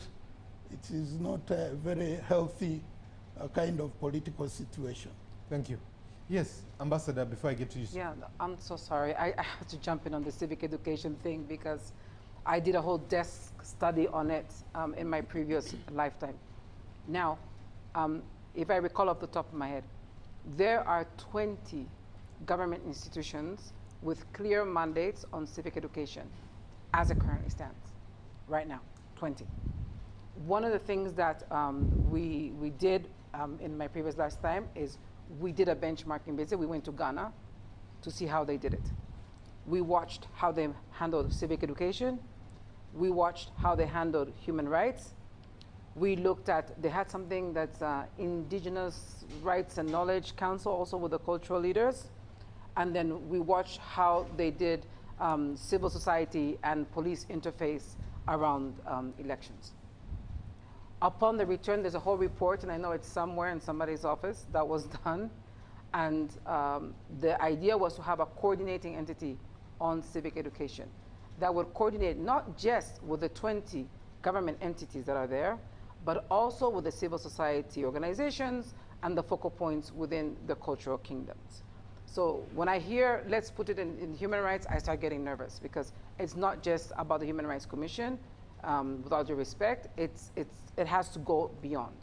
Secondly, if civic education is to be successful, it has to go from the beginning. It has to go back to the schools. It has to be part of the curriculum. So from nursery all the way up, people have to be exposed to civic education. Whether you're in formal education, whether you do vocational training, whether you're going through a religious school, the civic education has to be done from infancy all the way up. To tell somebody who's already in their 20s something else, we all know the degree to which it might come in might be a little bit late. So really, I just wanted to emphasize that because I put a lot of energy into it, and I'm really hoping now as role, but fundamentally, I think they have a bigger aspect of ensuring that the rights, because it is a rights-based kind of initiative.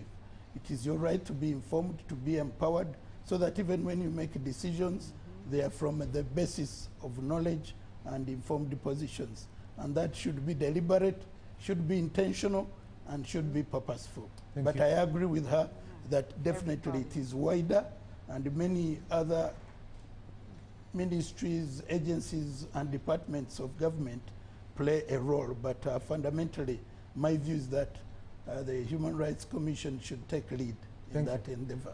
Yusuf, I know you have a lot you want to respond to, but I wanted to pose a question. The latest is that most of the urban candidates are going door to door, vis-a-vis the rallies there. What do you make of this new change, especially, and what will happen to the environment there? If you allow me, I'm going to take exception of that question. It's a circus show, and I really don't want to take part in. But there are serious things to discuss, and I want to start with two things. You know what Chris Wariomus did to you is that the modern autocrat is an autocrat of experts, very smart people, experts in different fields. They bamboozle you with figures and statistics. That's the trick of the modern autocrat. They'll tell you you've been winning in this place, and indeed they have the figures. Just as UPC 1985, 1980, they had figures in all those, they were winning in all those places. In 5 years later, they were being kicked out, they were being chased like chicken thieves. You see, so what Chris Wariomus does quite successfully, and I think this is where the democracy debate becomes very confusing, is that they've technocratized politics. It's all judged on technical variables. Democracy, you get the statistics. He won by 56. An autocrat can win by 51. It's still a victory, right? It's still a victory. In fact, one of the charges against Samia Suluhu is that she won by a super huge margin. It looks unbelievable. In fact, William Ruto in his interview to Al Jazeera said, you know, a Democrat cannot win by such a huge margin.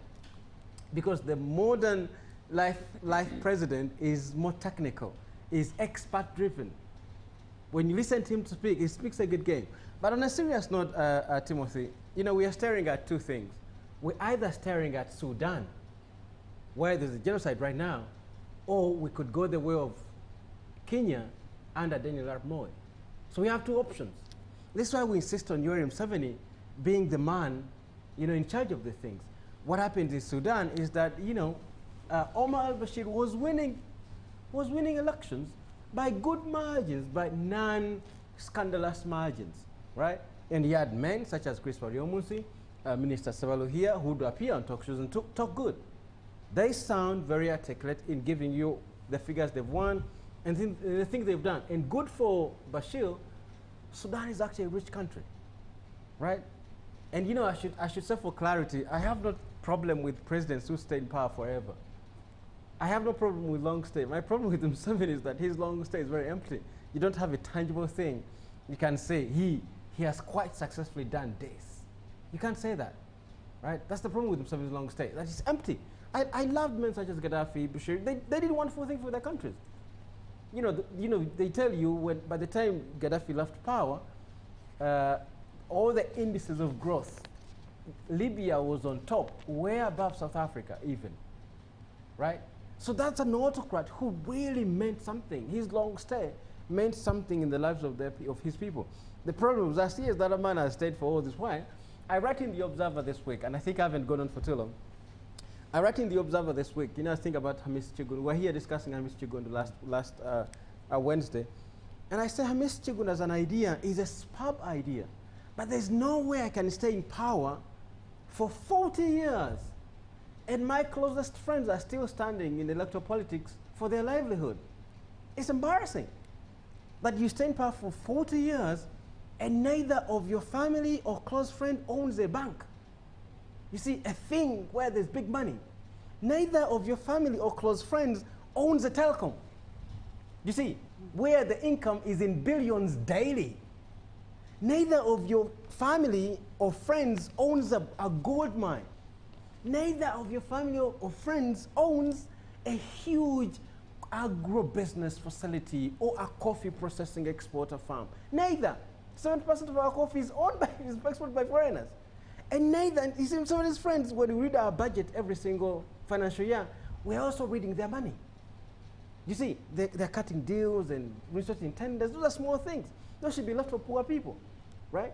So I write that 40 years in power, and of all the indicators of owning an economy, neither Museveni's friends or his family members owns any of those things. And I think it's a disappointment, right? But let me go back to this point. I hopefully haven't, you know, gone on for too long.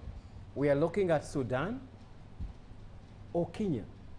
What happened in Sudan is that all of a sudden Bashir left. He was protested out of power after winning an election a year before. And there was a leadership vacuum because all the other institutions that would hold this country together had been destroyed by his governance. You see, after 30 years in power, he had destroyed religious leaders, the judicial system, the military. He had destroyed all those institutions that you think would hold the country together after he's gone. And I'm telling you, Uganda is staring at Sudan.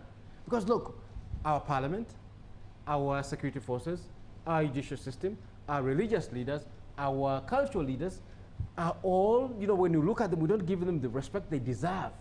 You see, so that's the country we're staring at, that, you know, in the moment, in the event that calamity strikes and Yoweri Museveni doesn't wake up, we're going to be staying at a vacuum. And I worry, as somebody who's not interested in circus, I worry that in his advanced age, illnesses like this are possible. Calamities like this are possible, right? Everybody dies, but when you're older, the Kenyan strongman, Raila Odinga, suffered a heart attack at a medical facility. You see, all these things are possible. So I worry, as somebody who is not interested in the circus of, you know, technocratic elections where the results are predetermined, I worry. I'm telling you, Timothy, I don't sleep. I think about everything single day. What if Museveni doesn't wake up? Who will hold this country together? Will Muhoozi Kainerugaba salute Arupo that you're the next president? Will you know, the Speaker of Parliament, who has become so powerful, respect that? Will our religious leaders help us stay together? Is it possible? You see, that worries me. And then I remember the guy in Kenya, Daniel Arap Moi, his friends in the security forces said to him, this is not sustainable. Please step aside so that this country can be built when you're still here. Timothy, this gives me hope, and I keep begging Mr. Museveni that could you take the example of Daniel Arap Moi? You see, when I ask for his friends, please talk to this man. Say, hey, look, what you failed to do when you're 60 or 70 or 40, you can't do it when you're 80. It's not possible. The jokes we tell ourselves that, you know, Museveni did so much for Uganda when he was 50, 60, 70, and he still can do so much when he's 80. These are jokes. These are jokes. You know, I remember a very famous story, and I'll stop on this one. I think I've gone on for too long. I'll stop on this one. The late governor of Bank of Uganda, Tumusiime Mutebire, and this is Matia Kasaija telling us the story. So they are at a platform when Akon came to this country and promised to build a Bitcoin-powered city. So Matia Kasaija, who is Minister of Finance, asked the governor of Bank of Uganda, he says, do you understand Bitcoin? And the governor tells him, I have no idea. And Kasaija goes, I also have no idea. And these are the two men who are in charge of our finance, Bank of Uganda, Minister of Finance, right? There are things in Busoga we call jamera JNA, like things just happen. And at some point you start, you know, those are emerging technologies which we are all learning. Yes. Up to today. But you know, the point I'm making is that age catches up with you and the future moves below your feet because you can't catch up anymore. Because age is a fact of life. You see, like, it catches up with you at some point. Like, where the world is running leaves you behind. And it's at that point you say, even the best dancer exits the stage. Okay. Thank you very much. Let me come to Yvonne lastly. Yvonne, when you look at the elections and you look at 15th January 2026, what is your prediction? What will it look like? Maybe before I answer your question, I feel I also have to respond to a couple of things that our co-hosts and colleagues have ably talked about. I'll begin with the small and medium business. I feel we've reached a level, and especially now that we keep emphasizing that it's been 40 years of us looking for these achievements and we're not seeing them. I don't know if we're going to reach a point where we have to give them a time frame and say by next year we want to see that these businesses are no longer dying, because now you're telling us about new strategies that you're trying to put in place to push these small businesses and medium businesses to thrive, and yet you know the priority of this country is to concentrate on mostly foreign investors and whatnot survive in this country more than these small businesses. So I don't know if we now have to start putting timeframes for these people and tell them, listen, it's been 40 years of this. When are you going to give us something concrete where we know that traders' shops are not going to flood on a Monday morning and they are crying because their stock is floating? I think we saw this news just a few days ago. You know, it has reached a point where this environment is conducive enough for us to say you have built institutions that we can trust for these small businesses to thrive, and we know that it's going to happen. But for now, I think majority of what we're hearing is just words because we've not yet seen it. If up to now, 40 years later, you're still talking about a 1 to 2 year period for survival, that's very unfortunate. So when do we give them the time frame? How do we give them the time frame for what is supposed to happen in the coming years or whatever they assume maybe they're going to do in the next few years for us to achieve what this is?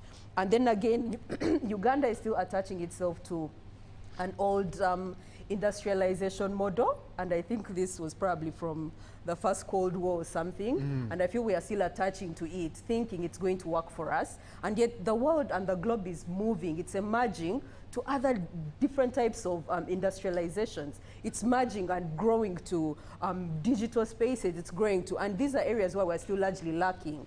And I've heard Honorable saying that we are learning, but then again, I don't know after 40 years what we are still learning for them to be able to put into place something concrete that we can say, we can depend on this for the future of the survival of what our businesses are, or for the future of what job creation is going to look like. So again, it's very shady.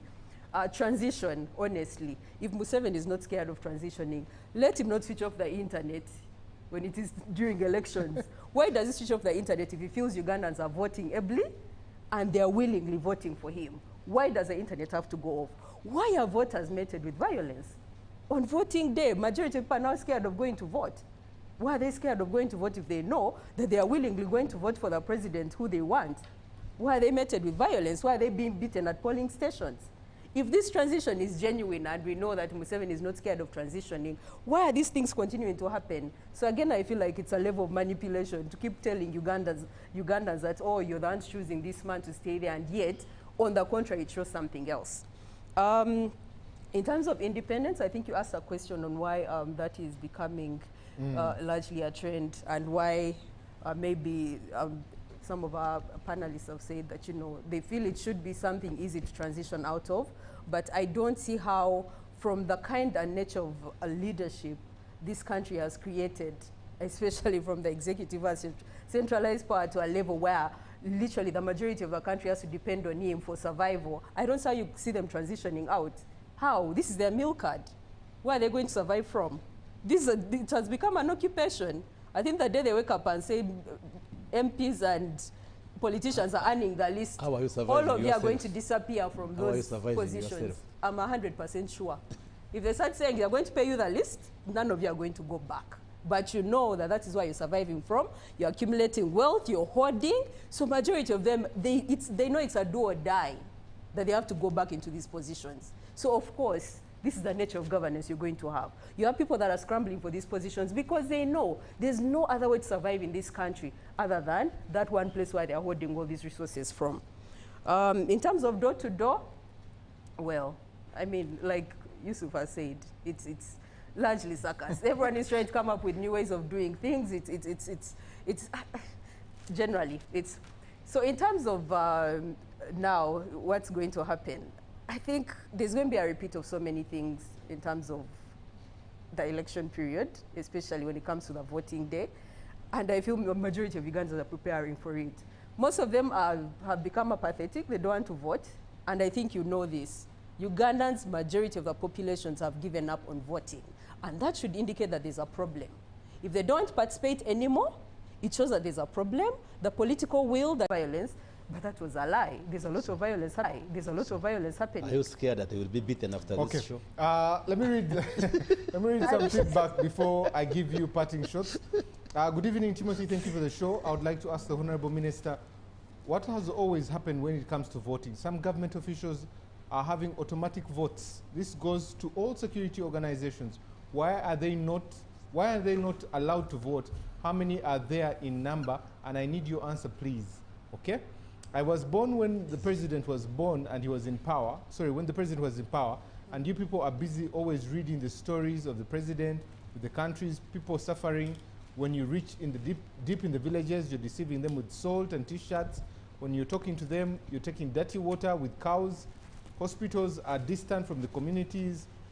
Electricity is only in the district headquarters. So what is being done? Okay, thank you very much for this lengthy message. Timothy and the panelists, while the president can be held responsible for masterminding the presidential age and term limits, ideally every political party seeks to hold power forever. My key concern isn't instead what would be holding the NRM party responsible for the woes and gaps in Uganda's experience. This is Stephen. Thank you, Stephen. Someone else sends in a message and says, thank you for the show. This is Tumshabe Edgar from Bushenyi. My question goes to Dr. Yusuf. Real doctor, or I think you're asking about Yusuf's credentials.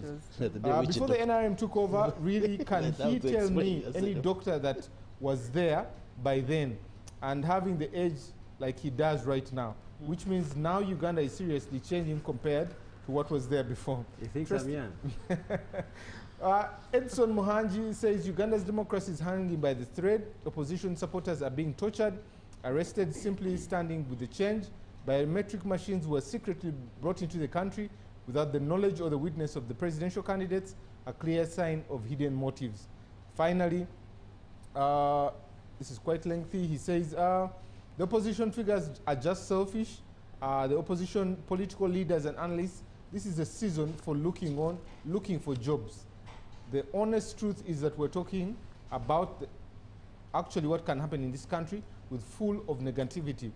And her main issue is seeing another president. Can you imagine this? Can never be the reason for any serious citizen to raise. Okay. Thank you for the messages. I'll start with Yvonne, Yusuf, Honorable Sebalu, Ambassador, and finally the Minister. Your 2 minutes of your parting shot of our discussion today. I feel that majority of what our conversations now should be is the nature of the political will that has been created by our leaders, and the fact that now the population is taking it into its own hands to be able to hold leaders accountable for political will they should have created a long time ago. So in terms of, you know, all the violence they met against, I mean, the top leadership we have now, meeting all this violence against citizens that are trying to do their duty, the duty that has been promised them by the Constitution, that has been promised to them by, you know, majority of these manifestos, but they are being stifled from expressing that. It's very selfish, because it should be in the political will or majority of these leaders to make sure that they're ably catering to the citizens, for them to participate ably, to participate meaningfully, and be able to contribute to this country the way they're supposed to contribute. So we were hoping for a peaceful campaign period, but alas, it hasn't happened. We are truly hoping for a peaceful election come January 15th. I hope it happens. I don't think Ugandans need any more violence. Honestly, would rather shy away from these elections than be meted again with more violence. And I feel that we should be at that juncture as a country where we should be having peaceful elections, but it's not happening. So we continue to put that task into the hands of the top leadership and other leaders to continue to push for something more peaceful. We can't afford, you know, as a country, to lose any more lives. We can't afford to harm any more Ugandans. Something has to be done. Thank you very much. Dr. Yusuf. You know, they normally say that we've never had a change of government in this country without violence, right? But also what is often forgotten is that we have never been able internally, only internally, to change our governments. Every change of government which has happened in this country has been happening with external help, right? And that's a core component. But the era of external help ended a long time ago. There's no help coming to jeopardize Museveni's government. It's not going to come.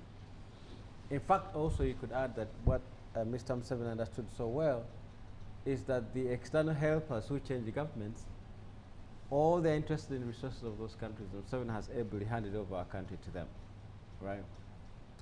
Now the ball in his jacket. He has that opportunity to do it when he still can, right? I normally sound angry when I'm making this pleas, but I think I need to take a calmer posture. That, you know, it wouldn't matter if Museveni asked for a 2-year extension and gave power to either a family member or a close associate from within the opposition. It wouldn't matter, right? But this country needs to have an opportunity when he still can to give us the opportunity to start thinking about after him, right? Like that you think about all these people in this so-called political season, neither of them has tabled, you know, moving on from Museveni in their documents, in their campaign documents. Neither of them has done that, including Yoweri Museveni. And that should bother all of us, that, you know, looks like internally, without saying it, he's taken a decision to die in office. And that worries me more. Timothy, every Wednesday I'm going to appear on your show.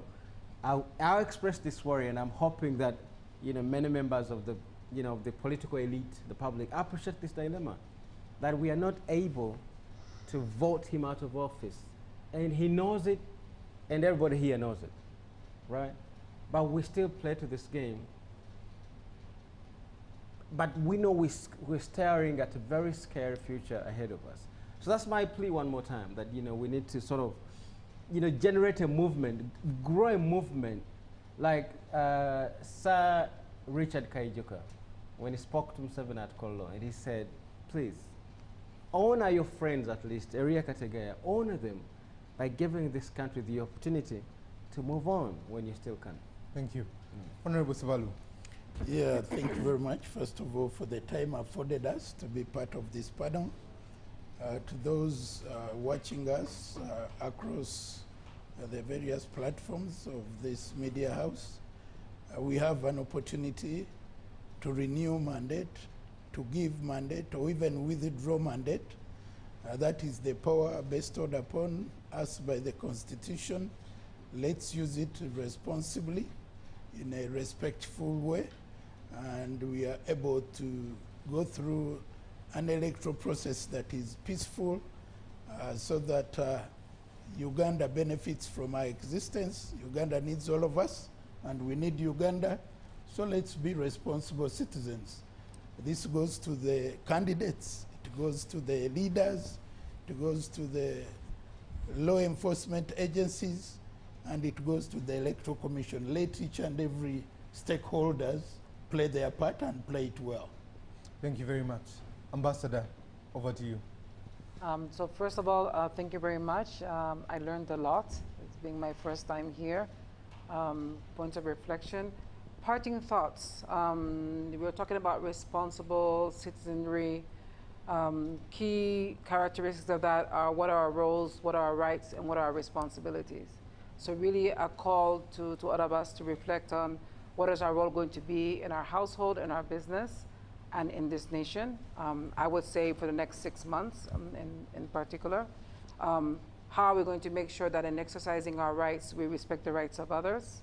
It cannot be my rights instead of yours. It must be my rights and yours going forward. And then thirdly, can we do everything possible to protect the ability of people to keep doing their business? So the responsibility to provide, the responsibility to earn, the responsibility of making sure our children can go to school, people can still move around. Politics is part of our life. You know, we're in a political economy moment, but it should not be politics at the expense of continued economic development. Thank you very much. Very valid. Lastly, Honorable Minister. One, between independence and 1986, we changed leaders at the level of presidents up to like 10 presidents. Did Uganda become better? You see, scholars like Serunkuma, somebody was doubting whether he's a doctor or a traditional one, but you should tell us, for instance, countries which have regularly changed the presidents, look at Malawi, maybe Mozambique, Tanzania, are they necessarily doing better than countries which have kept the president? Way better than us. Yeah? Way better No, than no, no, no, no. No. Way and better. We are concluding, but invite us next time, you bring the statistics. You see, when you get a scholar who fears statistics, who But fears it's not knowledge, an academic show. who It's not an fears, academic no, platform, this Mr. is, Minister. this is an reality show. You want us to debate fire is better than water and my mother is greater than my father. Is that Why the me debate you sound want? academic on this show? Because you challenge us to show you the gains. And we use our intellectual framework to tell you how we measure this. Then you say, no, you should not bring that one. Then maybe now you want us to debate the primary school debate, water and fire, which one is more important, my mother and my father. I don't come for those debates. I come to explain. Now, this pessimism about the future of Uganda is uncalled for. Like we have said, we have a constitutional framework where even if the president died, all those provisions are there in the constitution. So there should be no cause for fear. There's a question on somebody was saying, policemen and security carry votes and so forth. I think he's referring to maybe multiple voting, voter staffing of ballot papers. Now the chua is on what somebody asked questioned on the biometric machines. We have taken a decision as a government that in the coming elections, we are going to make biometric verification of voters mandatory. That when you come to vote, we shall require you to put your fingerprint or facial recognition so that we attain the one person, one vote, one vote. So those of you who have fears that maybe I might come with the ballot papers and throw them, we are trying to ensure that. And your question that the candidates didn't witness the arrival of the biometric machines, I think it was not necessary, because we shall put the biometric machines on every polling station. So even if they witness them, what will it change? A biometric machine is just a technology we shall put for you to put a fingerprint. He doesn't have ballot papers in them. So I think maybe he doesn't understand what all this is all about. And the issue of switching off internet and so, all of these are just, who has told you internet is going to be switched off? Why are you fearing? I am the minister in charge of internet. It will not be switched off. It will not. That's not your decision. That's not your decision. Okay, it's yours. Not mine either, but it's not yours. No, who switches it off? So Do you know who keeps the keys? Anyway. Yes, I mean, anyway, don't fear. For the Christians in the Bible, Jesus told people, let your hearts not be troubled.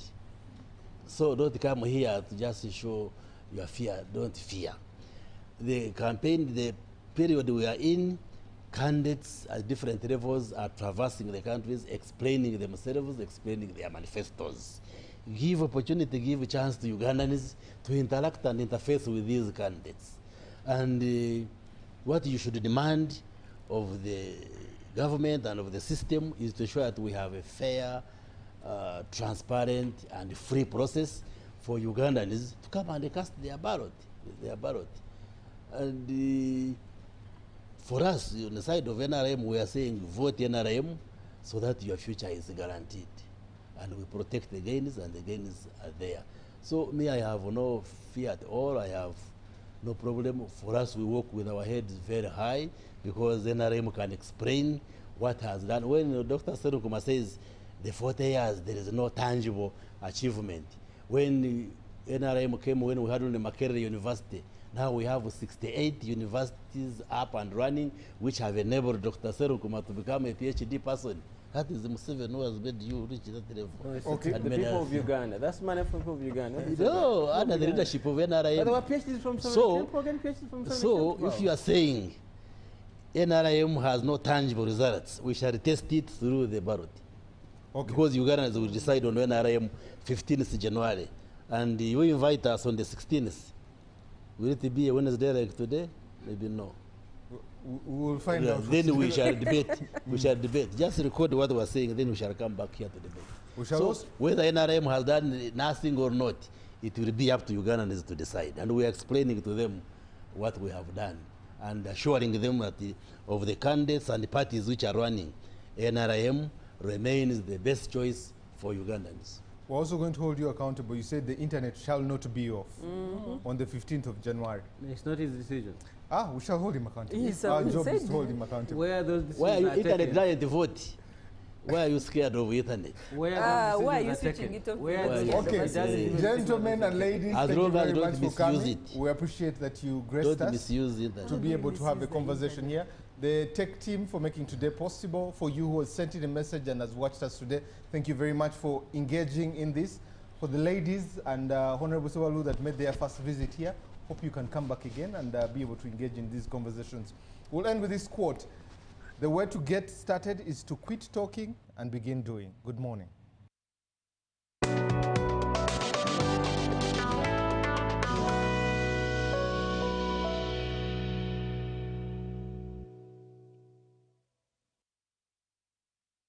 Hello Uganda, I am Wes Isaac, NRM Chairman, Radio Uganda Village. I thank all of you who attended the historical campaign launch of His Excellency Yoweri Kaguta Museveni, the NRM National Chairman. Your presence was an expression of support for the progress, peace and transformation that the NRM has championed under leadership of General Kaguta Museveni. Let's mobilize more in our communities, stand firm and keep united. Fellow residents at Radio Uganda Village and the country at large, let's support and vote massively for His Excellency General Yoweri Kaguta Museveni for continued development, stability and prosperity.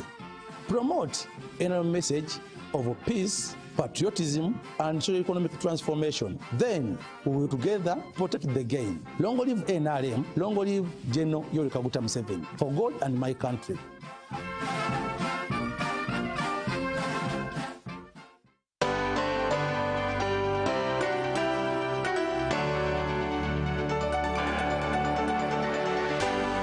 UBC, inspiring Uganda.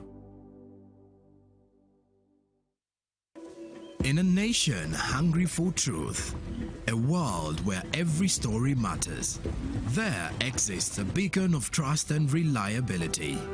For decades, they've been our voice and our window to the world, holding the mirror of our history.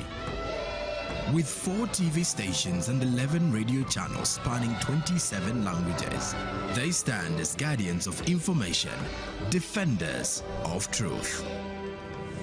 With Mascari Heritage Advantage, they uphold every citizen's right to reliable and free information. Their archive stories shaped our past and illuminate our present.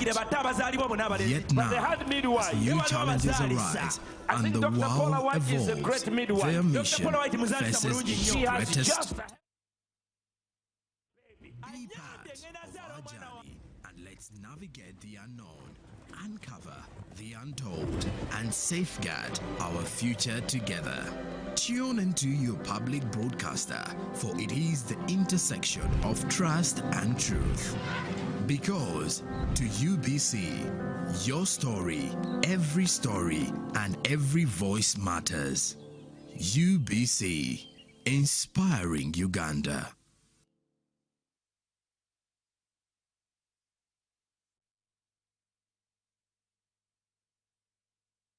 So that they could enhance their partnership. We're talking about energy, space, education, humanitarian work as well. Talking about trade, in fact, Mr. Tokayev emphasized that Astana has a new goal, and that is for bilateral trade to reach $30 billion next year. They're at around $26 billion at this point, so not that long to go. And when I say dollars, by the way, that could be a bit misleading. This is for our international audience to understand the kind of amounts we're talking about, because actually 96% of all international transactions between Russia and Kazakhstan are actually done in national currencies, which is very important to avoid all the fluctuations that we see in the economy because of geopolitical issues.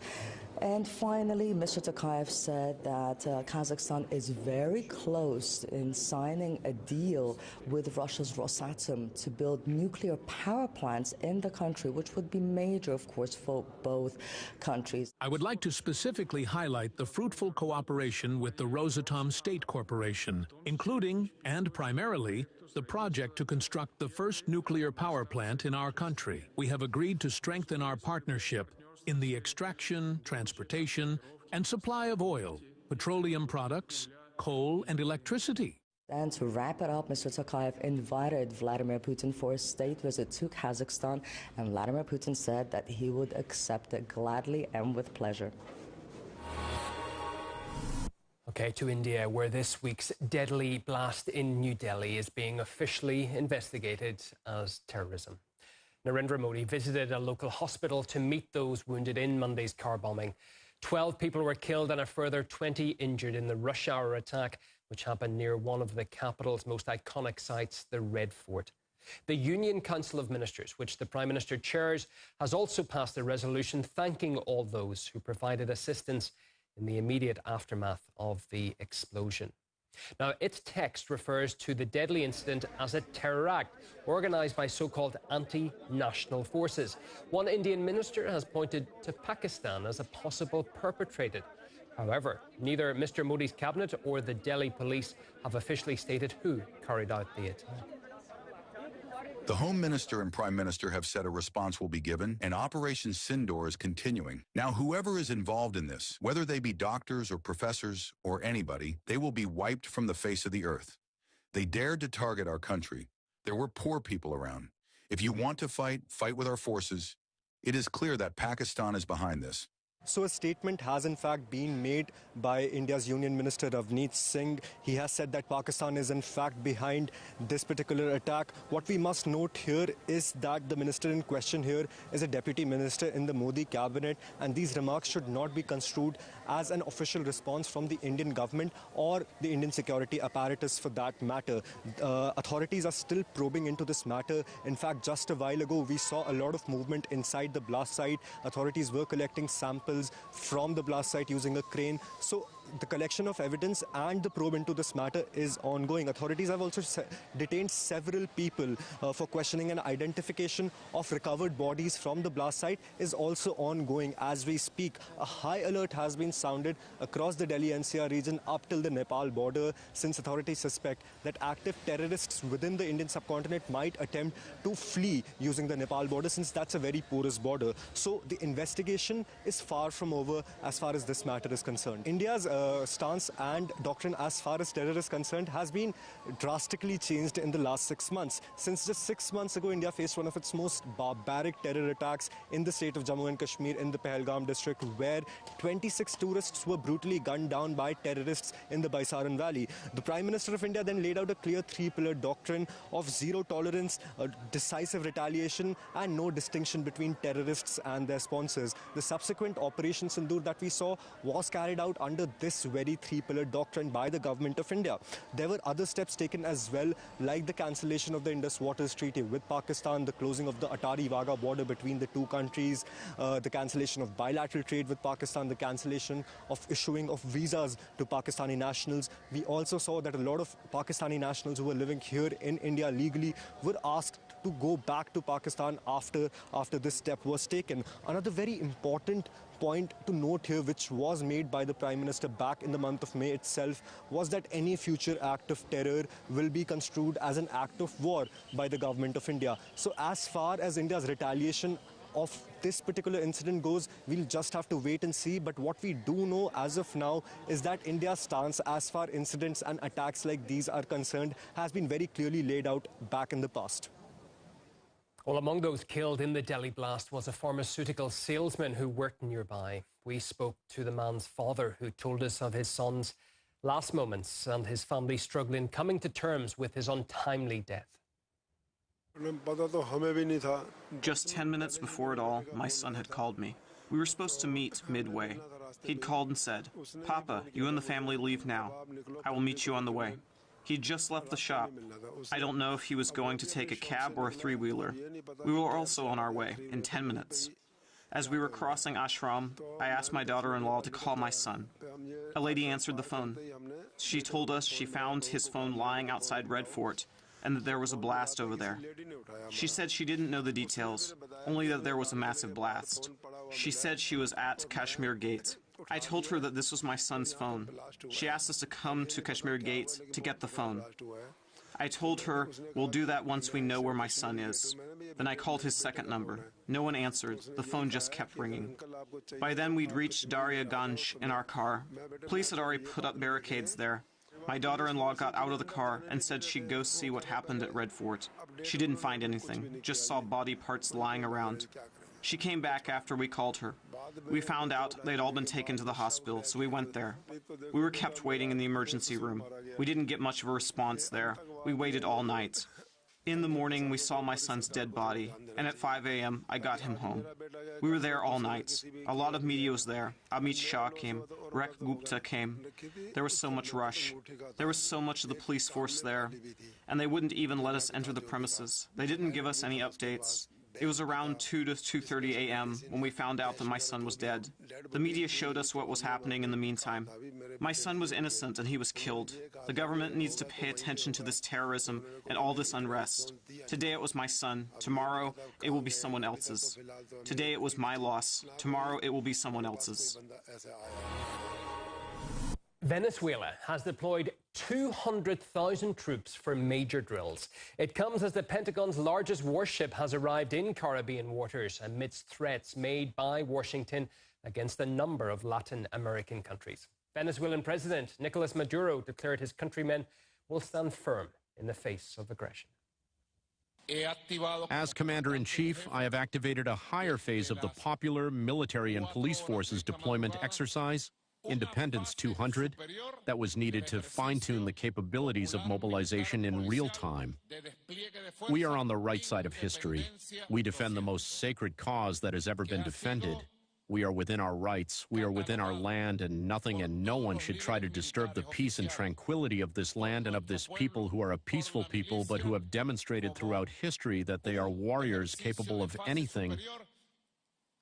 Well, the exercises have been ongoing for 2 days in several regions of Venezuela. Named Independence 200, they coordinate air, land, and river operations. The country's defense minister forcefully spoke on the war games and the situation at large. So this exercise, besides completing, studying, and preparing for command and control, also involves the deployment of air, land, naval, and missile assets of all kinds. That is why we have called it a higher phase, because it covers exercises we have already conducted, but now in a comprehensive manner. The great powers have spoken out against the U.S. aggression occurring in the Caribbean, against this intimidation, against this threat, polluting the waters of the Caribbean Sea with hatred and supremacism. Make the Caribbean Sea close to U.S. interests. Well, indeed, the maneuvers come amid a build-up of Washington's forces in the Caribbean. That includes combat aircraft, a submarine, and the nation's largest carrier, the USS Gerald R. Ford. The American Navy has also repeatedly attacked alleged drug boats in the region, heightening tensions with Venezuela and also Colombia. Local fishermen say they're determined to keep going out despite the risks. If it happens, it happens. We are at sea every day for our food, to support the family, the home. We have been alerted to fish closer to shore. We have been attentive to preparations, to the fisher militia, to know how to defend ourselves in any circumstance or situation that may come. Now we have to fish with handles, nets, which are shore-related tools. It has been difficult to go further out because of how the boats have been attacked and such. So we have had to change our fishing methods. We as fishermen are ready for everything, to give our lives if necessary for our country. We do not want intervention. We want nothing of the sort, and we are against it. Well, Caracas-based regional analyst Ricardo Vaz says Venezuela and its people will have to prepare for a wide range of scenarios. I think Venezuela cannot really predict what Trump wants to do. I mean, if history has taught us anything, is that it's completely unpredictable. He can change course at any moment. So the one reasonable and right thing to do is to be prepared for all scenarios, and that's why we're seeing these military exercises. The war, in a broader sense, is not beginning now. I mean, the U.S. has unleashed economic terrorism. It's not an exaggeration to call it like this, for almost 10 years now. So, and this has affected the civilian population, it has affected the state institutions, and it has also affected the military. So, while it's all hands on deck right now, and with everything being deployed, there has also been a kind of deterioration of military assets, just because, you know, the economic means are limited. But with that being said, there are very strong capabilities. Of course, Venezuela is not showing its hand completely. There are significant anti-aircraft capabilities being deployed, both, you know, these man-pad Igla weapons, and also, you know, other Russian supplied equipment that would be the most significant deterrent against any kind of U.S. aggression. But in terms of any kind of conventional conflict, it's not believed that the Venezuelan army would be able to sustain it for a long time, and that's why you're seeing this kind of preparation for guerrilla tactics and engaging in a much more favorable terrain against the potential, which doesn't seem likely right now, but this may change, a potential U.S. invasion. Well, that's a wrap, but our programs are just starting. See what's getting going right after the shortest of breaks. This is your RT International.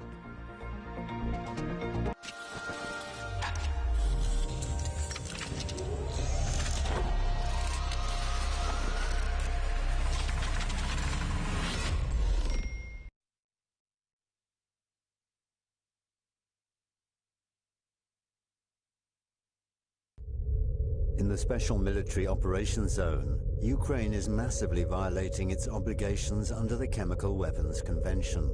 Russia has documented more than 400 instances of Ukrainian forces using chemical weapons, toxic substances, and hazardous chemicals on the battlefield and in liberated territories.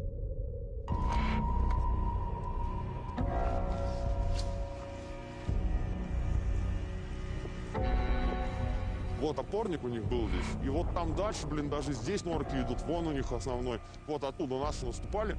И видно сложило. Уже всех убили. Ой, слышь, Миник? И в тот дом, кстати, посмотри, что там. Вот у них опорный пункт здесь был. Здесь все прилетело. И может, еще кого досыпало. О, вот захисники лежат.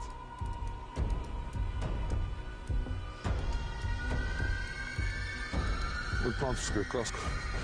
Вот.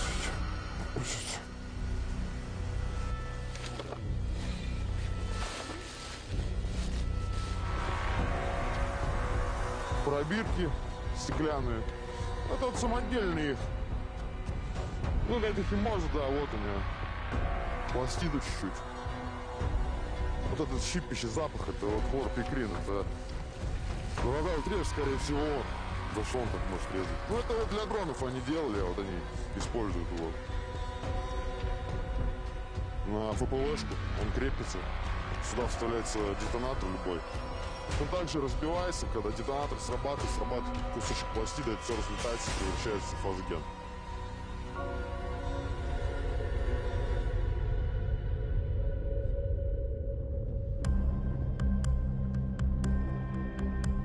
The city of Ugledar. After liberation from Ukrainian occupation, evacuation of the city's remaining civilians continues. Many are witnesses to how Ukrainian forces tested chemical weapons. During the city's occupation, they sprayed toxic substances on the streets and in basements.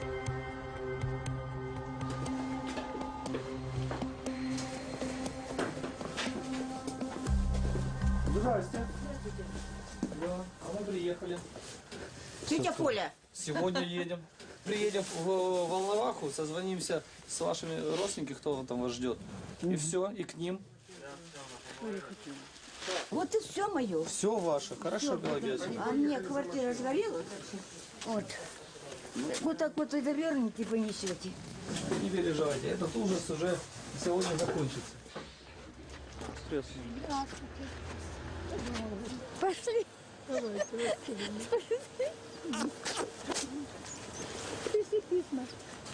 Давайте, удачи вам. Пока. Пока.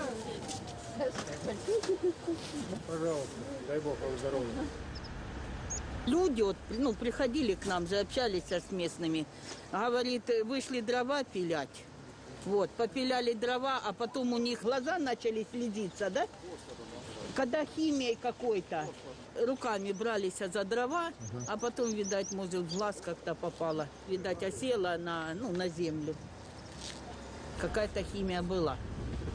Было, знаете, такой вот запах какой-то был. Взрыв, а потом идет запах. Неприятный очень запах был.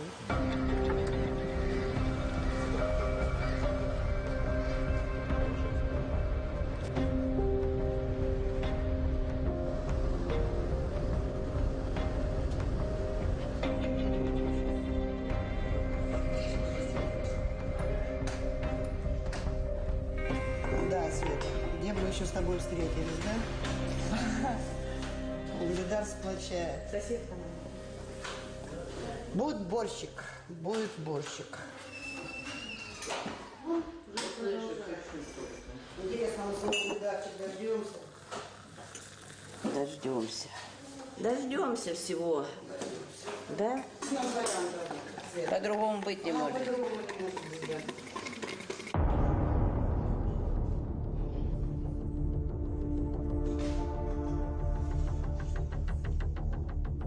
Мы очень хотели жить, ребят, честно говорю. Мы очень хотели выехать, хотели жить. 26 числа сгорела наша квартира. То есть сгорело все, что было. И кассеты. И у нас прямо на крыльце фосфорный носитель. Да. Испытывали на нас все. Все, что можно было. Грады, фосфорные, кассетные. Спустились в подвал, так они вообще нас траванули.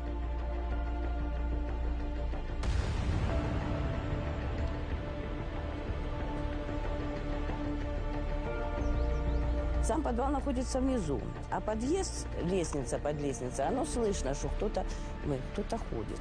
А кто может ходить, кроме ВСУшника, потому что они везде натыканы. Ну, ходит и ходит. Мы все замолчали, следят. А потом вечер, туалет стало, Саня говорит: Света, что-то мне плохо. Я уже думала, что Сашка умер. Он возле печки. Он скорчился возле печки. Вот я упал. Я не пойму, вот я все соображаю, а у меня руки не работают. Извините меня. Я под себя сходил, и по большому, и по маленькому. И все, а сделать я ничего не могу. Я все соображаю. Как скованный. Да. Как скованный. И вот я не мог ничего сделать, ни рукой не пошевелить. И он как таким голосом говорит: Света, говорит, я, по-моему, умираю. А я иду в туалет, и все, и меня как сковывает. А я вот так вот упала, и все. Я говорю: Саша, я встать не могу. И слышу тоже что-то мокрое. Ребята, у нас ни один орган не работал.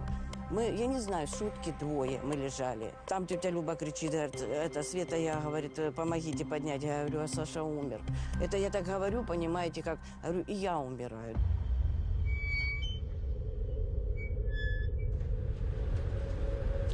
Знаете, как непонятное ощущение, вот. Ты вроде соображаешь, и ты ничего не можешь сделать.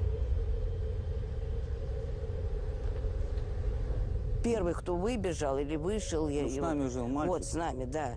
И он открыл подвал. У него под рукой был противогаз. Как у него ума хватило одеть этот противогаз. И пошел двери, открыл. И тут забегают мои собаки, маленькие, которые жили. Они начали вот так меня лизать, это самое, вот, ну, пихают. И вот как-то мы начали растормаживать. Сколько времени прошло? Сутки, двое, 6 часов. Мы потерялись во времени. И все, когда уже стали, это самое, очумевшие, одуревшие, не поймешь что. Ни запаха не было, ничего. Да, но побочка была. У собак моих 3 месяца вот так вот тянуло рот. Вот. У нас вот так вот открывался, вот, ну, сам по себе открывался вот рот. Потом, когда мы пришли в себя, вот это вот, через 2 дня ночью ВСУшники к нам залетели в подвал. Они хотели именно нас посмотреть, как это действует оружие. Это вот хотели... Мы были как подопытные кролики. Как подопытные, вот, правильно. Это мы были как подопытные кролики. Да. Было это, действительно было. Это не мы дай прожили. Бог, да, и врагу не пожелаешь детям. вот такого, да. Так что, ребята, вот так вот.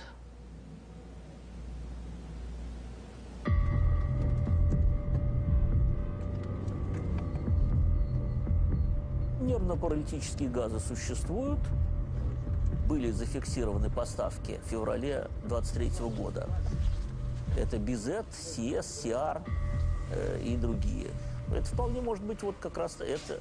То есть потому что вызывают временный паралич, то есть они как бы считаются не летального действия, но в то же время они вызывают потерю сознания, слуховые галлюцинации, звуковые и так далее, зрительные. В том числе паралич могут вызывать и в зависимости от дозы. Он может быть временный, там, от нескольких часов до нескольких суток, а он может быть и постоянно, если доза большая.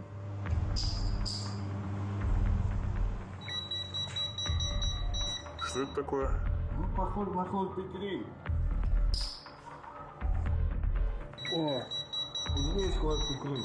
Чувствую прям слизь. Вот это хлорпикрин.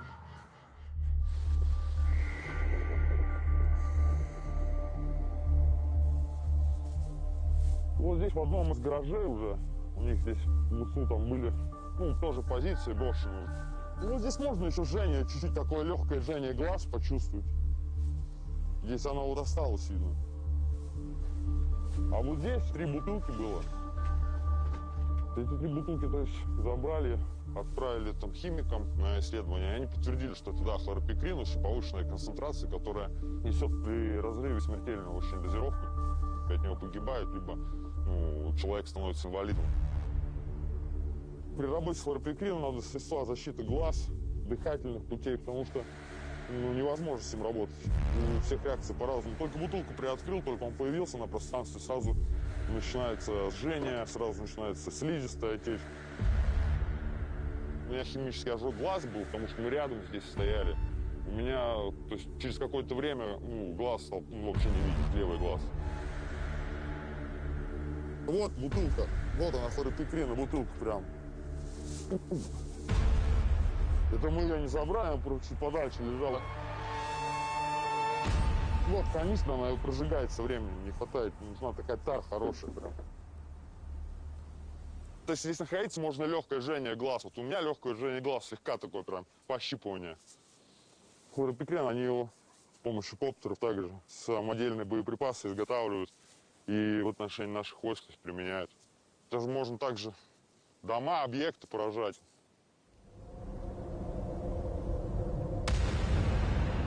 Хлорпикрин – это вещества раздражающего действия, вызывают обильное слезотечение.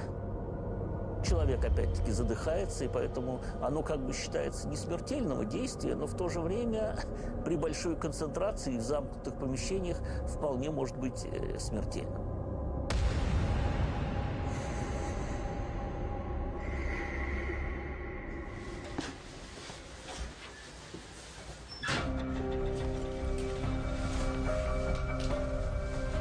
Первый раз вообще с химией я столкнулась, когда привезли 3 бойцов с ожогами более-менее в сознании. Они рассказали, что они почувствовали запах именно вот как хлор. Вот неприятный запах, а потом следом уже был взрыв. В этом подразделении я столкнулась с химией сразу, когда я сюда устроилась на службу.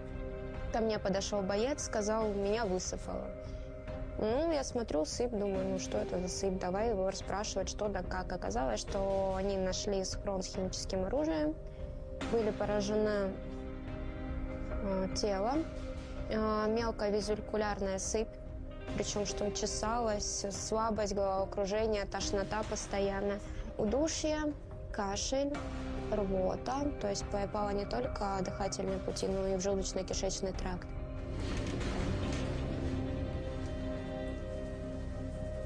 Больно? Вот, видите? Сколько? Да. И совсем не маленький. Вообще он не маленький. А так оно чаще всего и бывает. Да, это еще у меня в руке еще их 7 штук. Что в Богдановке? Сбросы. Там же на Богдановке первый раз я встретился с этой химией. Начался штурм, зашли в Богдановку. Начался, бой стрелковый. И прилетела птичка, скинула сброс. Мы сначала думали, она просто зашипела, что-то там такое, небольшой разрыв. И начался вот этот жжение, запах и сладкий привкус. Мы поняли, что нас травят. Начали выбегать. Нам повезло то, что она не сильно в подвал к нам, нас залетела, и плюсом ветер был, и нас он его чуть-чуть раздувало в другую сторону. Кто ожоги, кто так, что получил. А так пацанам доставалось очень не сладко, потому что он прямо в сам подвал залетал, и там уже все.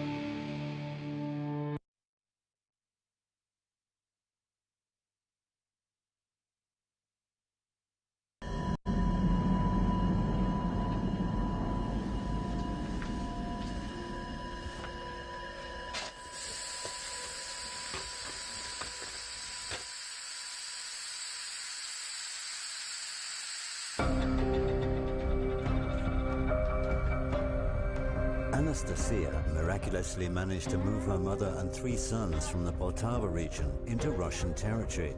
Her family is safe now, but the painful memories of that experience linger on. Утром встала, это было 4:30 утра, услышала просто звук. Звук был такой не сильно громкий и не сильно тихий. И когда я вышла ближе во двор с навеса, я увидела это, летел маленький вот это вертолетик. И то, что я увидела с него, это было распыление. Он летел очень низко. Его можно было даже рассмотреть. И оттуда было видно вот реально как белое, такое как облако. И оно распылялось, вот именно то, что я удивилась, оно распылялось именно над домами. Знаете, как вот одна полоса, вот наша улица, потом на другую, и потом дальше, где у нас пошли многоэтажки. И потом был осадок, и вот это на траве, оно было как пеплом, как порошок какой-то. Я вот так провела рукой, оно реально оставалось все у меня на руке. Вот оно и не белое, но больше как оттуда белое, а вот на траве как сероватого оттенка.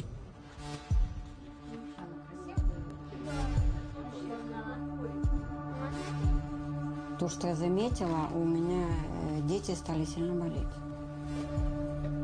У меня сразу пропало 3 килограмма веса. У меня началось головокружение, у меня начала сильно болеть голова. У меня начались спазмы сильные в животе. Я не понимала, то ли у меня аппендицит болит, то ли у меня в почке начало болеть. У меня носом кровь шла. У меня давило вот виски и затылочная часть. Мне становилось плохо. А дети? Дети, когда выходили, вот, когда просыпались в доме, все было хорошо. Когда дети уже выходили на улицу, они всегда мне как-то так отвечали, говорят, воздух плохой. Они постоянно жаловались на боль в животике. Они жаловались боль в ушке. Им было очень плохо. У нас были головные боли. У нас был сильный кашель, головокружение, рвота была даже, сильная высокая температура была, понос был у деток, расстройство очень сильное было. То, что мы принимали препараты, абсолютно ничего не помогало. Ну, я думаю, это все из-за распыления этого порошка. А у вас какие-то последствия у детей? На коже ничего не отражалось? Сыпь. Была такая сыпь, такие прям как булдырышки были. А дети вес не теряли? Теряли. И очень даже много. И резко, когда они болели, резко пропадало все. Ну, есть ощущение, что на вас испытывали какую-то химию? Да.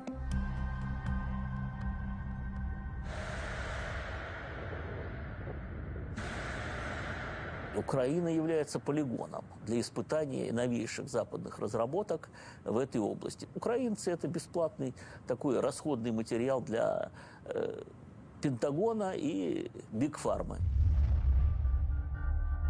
Добрий день, everybody. Мадяр на зв'язку. Хочу подякувати всім дотичним до проєкту створення народного дрону «Камікадзе» «Мольфар». Запад скорее поставлял уже готовые вещества, прекурсоры так называемые, ну и снаряды уже, так сказать, снаряженные. Снаряды, там бомбы, ракеты. Готуйтеся, хробачня!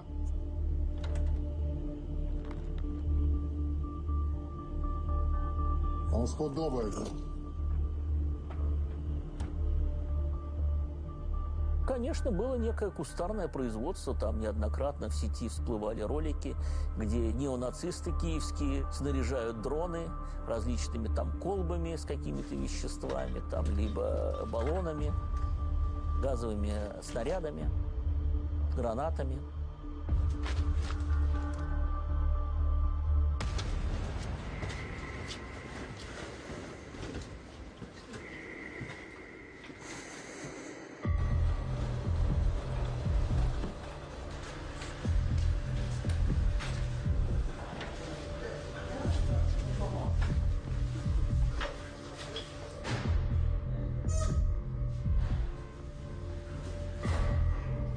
Александр, ну давайте показывайте. Кисть начинаю работать, пошел с Еще покажите, где у вас такие повреждения есть. Ну, вот на спине ожоги. Вот у меня... Это все через одежду было? Да, рубаха боевая целая, бронежилет целый, а ожоги появились. Ну, то есть там были такие же пузыри, просто за счет того, что одежда плотная, и сейчас налопнула.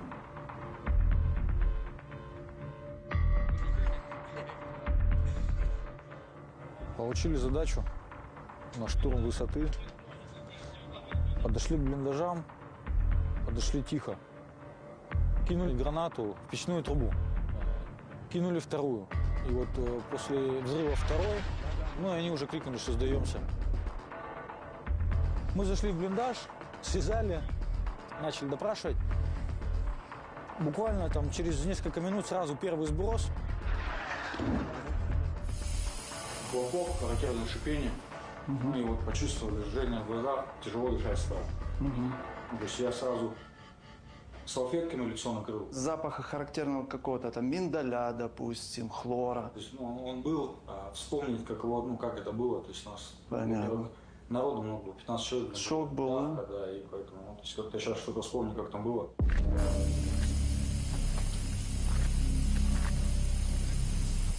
У нас было 2 противогаза.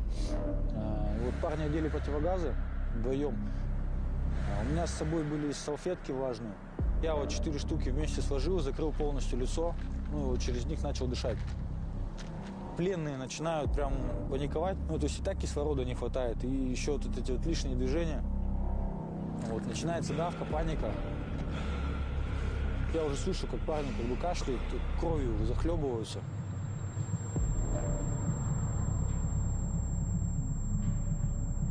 Один из пленных, по-моему, прямо под раскладушку залез. Другие там пробовали и в двери биться, и просто между собой там друг друга толкают. Ну, то есть ни глаза не откроешь, и дышать нечем. Начинаю терять сознание. Уже стараюсь контролировать дыхание, то есть прям мелкими-мелкими такими вдохами пытаюсь дышать. И вот мне крикнули, что двери открыты. И я пытаюсь в этой всей панике как бы... Ну, то есть одной рукой как бы держу салфетки лицо, второй рукой пытаюсь нащупать свой автомат, выбежать. Выхожу с двери, иду через это пламя, то есть я не вижу, куда мне идти, просто иду как бы с закрытыми глазами, прикрываю вот так вот лицо, потом просто встаю в ступор и пытаюсь одеть капюшон. Прям остановился в огне и пытаюсь одеть капюшон. Через некоторое время вот я прихожу в себя и понимаю, что этого капюшона у меня и нету, у меня его и не было. С огня выхожу и теряю сознание.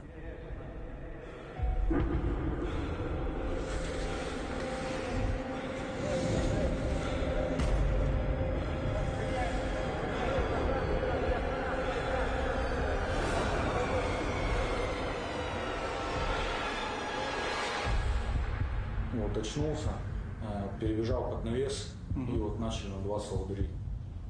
Лицо опухло сильно. Вот так вот это было. Ну, то есть вот вся, получается, правая часть, да, правая, вся, да. всего, да. Выделений никаких не было? Из носовой? Чернота. Чернота, да, то есть мы отхаркивались, прям вообще, ну, истощение. Сильно пить хотелось, прям ужасно пить хотелось. И прям чернота, прям, ну, прям отхаркивались. Обезболом, алкоголь, обезболы прям вот не помогали просто и все. Вы в этот же день попали, да, уже на эвакуацию или нет? Нет, я 4 суток по обороне лежал. Ну, с товарищем, получается. Товарищ у меня вообще, ну, как бы тяжелый был. Я залез внутрь, в блиндаж, ну и, собственно, увидел всю эту картину. Мои парни, они все остались и в противогазах парни, и кто без противогаза были, то есть они все остались в блиндаже. Солнце небесное, пацаны. Видно, что у всех кровь с рта, с носа, с глаз. И вот как только в руки взял автомат, я понимаю, что держать я его не могу, потому что, ну, то есть у меня прям пузырь такой надулся на руке, и, ну, то есть я даже за ручку взять его не могу. Я попытался перезарядить, тоже тяжело было. Ну, то есть через силу я прям, ну, сжал рукоятку, да, у меня эти пузыри лопнули, прям потекло, ну, жидкость прям брызнула. Мне жутко больно, у меня полопались эти пузыри, но я держу этот вот автомат в руке. Я прям заулыбался и понимаю, что, ну, как бы, сейчас вы меня так просто уже не возьмете. В госпитале вот так вот стало. Офигеть. И они все вот эти вот, которые пузыри были, потом, да, вот они, ну, прям слоями, получается, кожу снял просто. Такие рубцы, конечно. Тут часы у меня были, они прям глубоко приплавились. Похрустывает у меня, ну, сустав, шевелю где-то, ну, пеноз как-то. Снимок надо делать. С лучезапястным суставом слева просто приедете на контрольный снимочек, сделаем снимок, посмотрим. Ну, дальше будем разбираться. Спасибо. И вам тоже. Защищайте нас.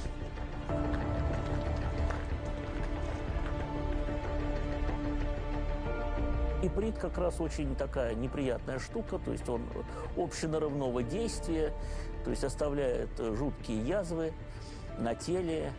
Он проникает через кожные покровы, воздействует на кровь, и поэтому происходит омертвение и некроз ткани. Это общеядовитого действия.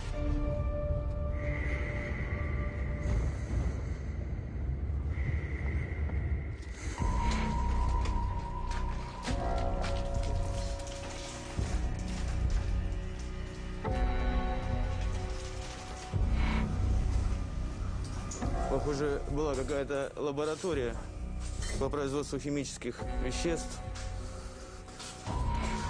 Много кол, варочный котел. Похоже на химическую лабораторию. Канистры, вата, очень много кол стекла. Какой-то аппарат. Трубки идут, тазики.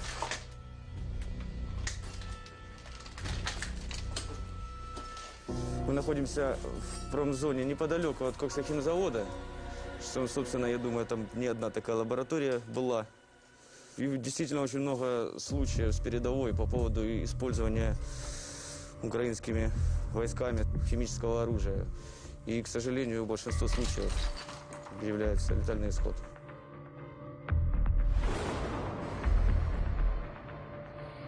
Samples taken on site showed that hydrogen cyanide was being produced in this lab. It's a poisonous substance that causes respiratory failure and blocks the heart. Result, paralysis and coma. Фашистские государства, в отличие от нормальных государств, в случае военных поражений пытаются мстить вот именно такими варварскими способами, то есть использованием химического оружия, ударами по жилым кварталам и так далее. Международный суд все-таки состоится над военными преступниками, которые все это вытворяли на территории Украины. Я думаю, что это все равно неизбежно. После нашей победы будет суд, будет разбирательство.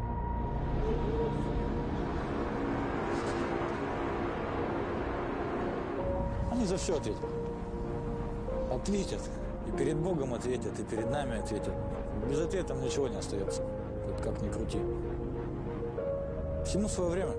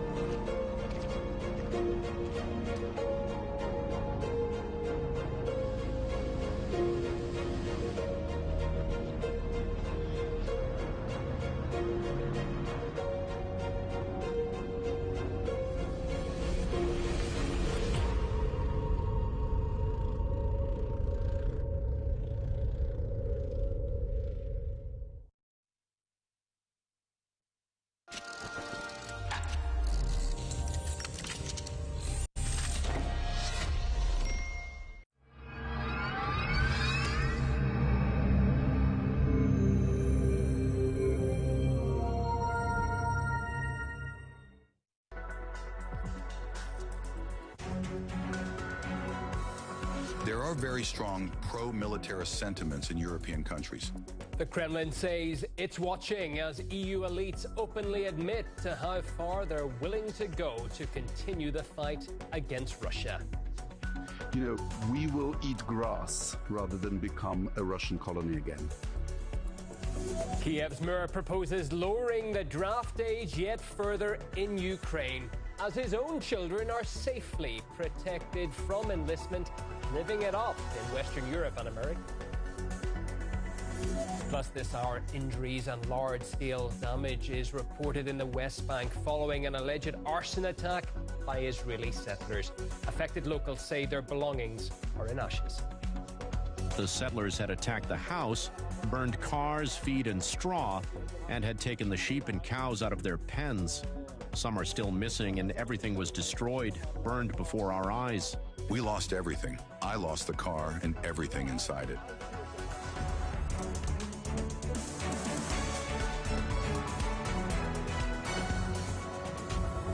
Broadcasting from Moscow every hour of the day. Welcome to RT International. Let's get into our top news story this hour.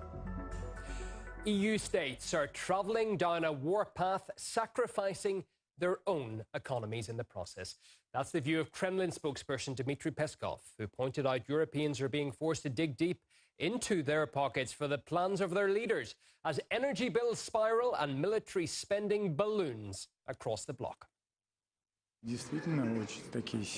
Indeed, there are very strong pro-militarist sentiments in European countries. They are trying to squeeze out a further increase in military budgets. Some countries, such as Poland, have already reached almost 5%. Other countries are following this path, even though it's killing their economies.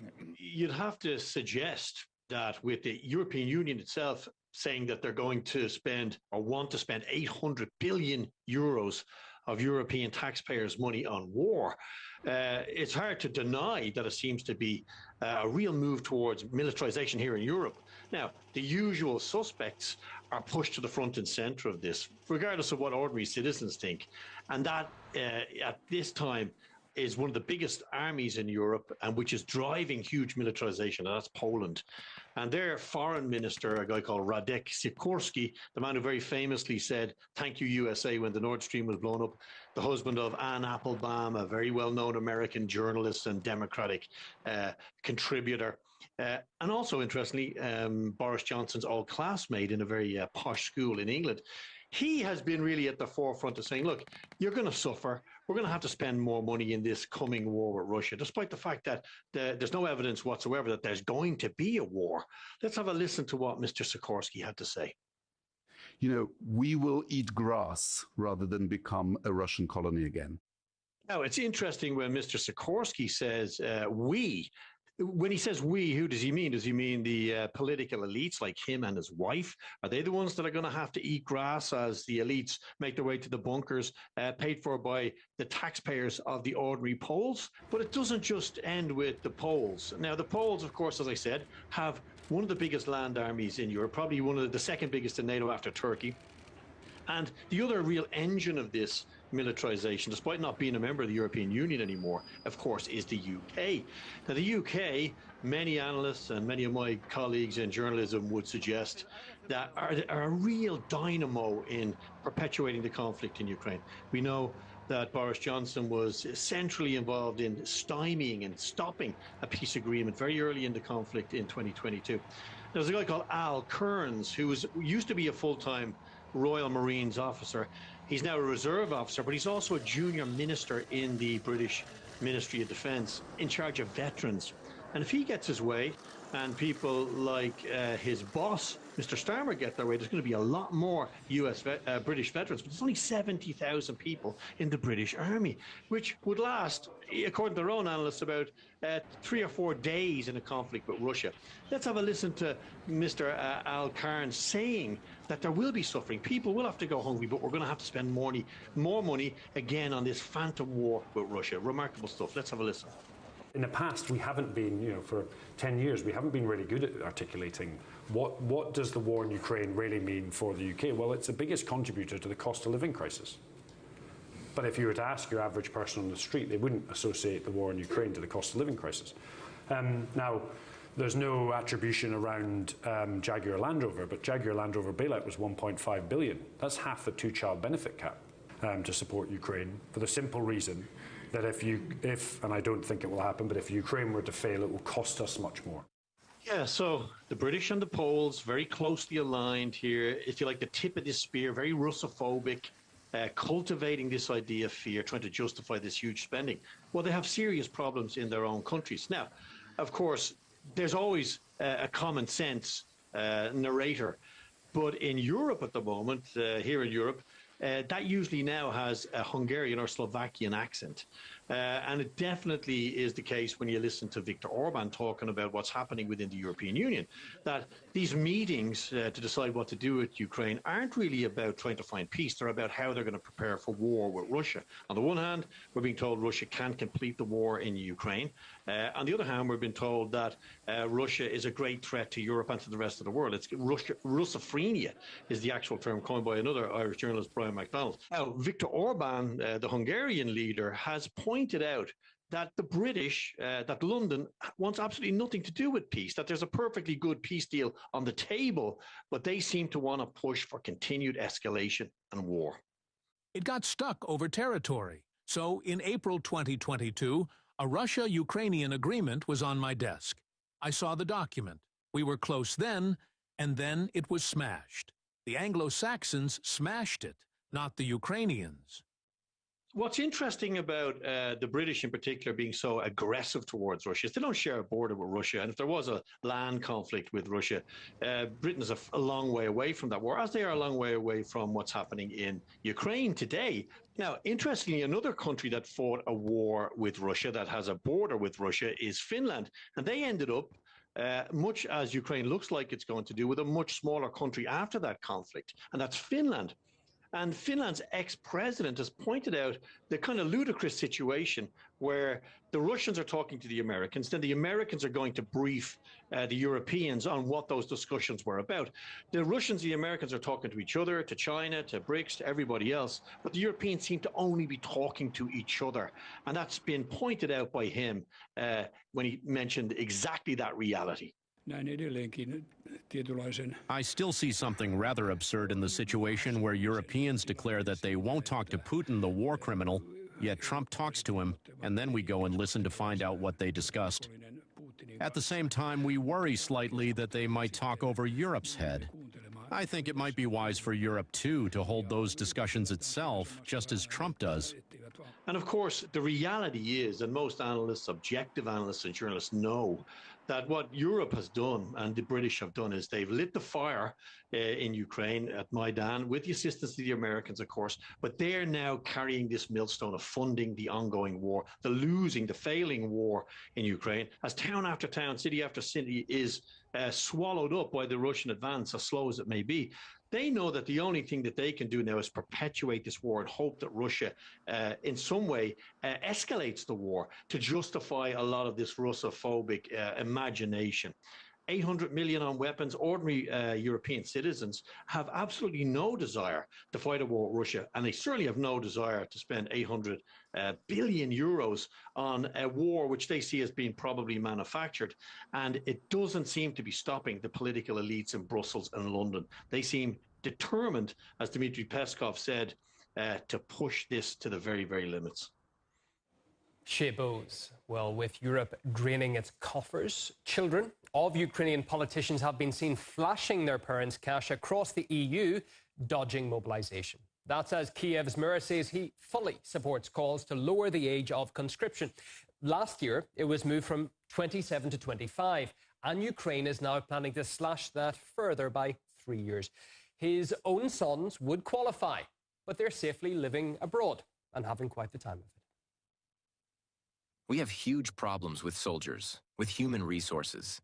In the past, 18-year-olds served in the army, but those are kids. Right now, you can only be mobilized in Ukraine starting from age 25.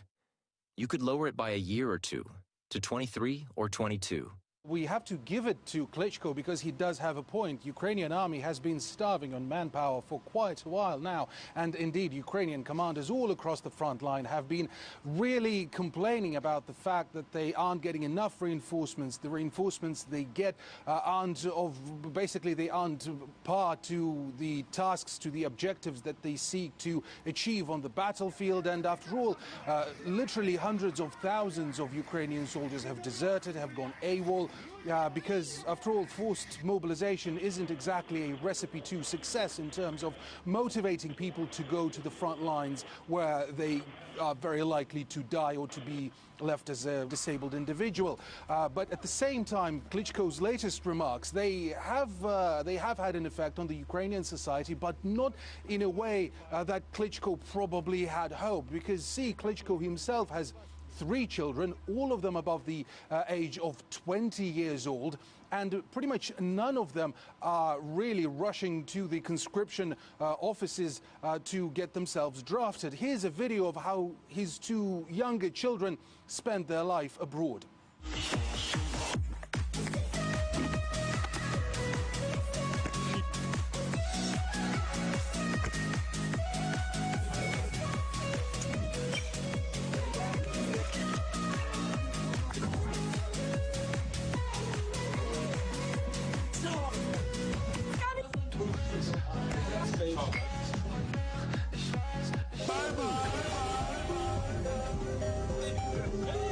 So looks like great times, nothing compared to how ordinary Ukrainians find themselves here on the front lines or on the battlefield. But Klitschko has yet another, his eldest son, who has turned 25 now, and 25 is again the age where conscription and forced mobilization starts. So if you are a male in Ukraine who's 25 years of age or older, then you have to go and serve unless you have some really serious illness or like if you're a really crucial for Ukraine's strategic industries.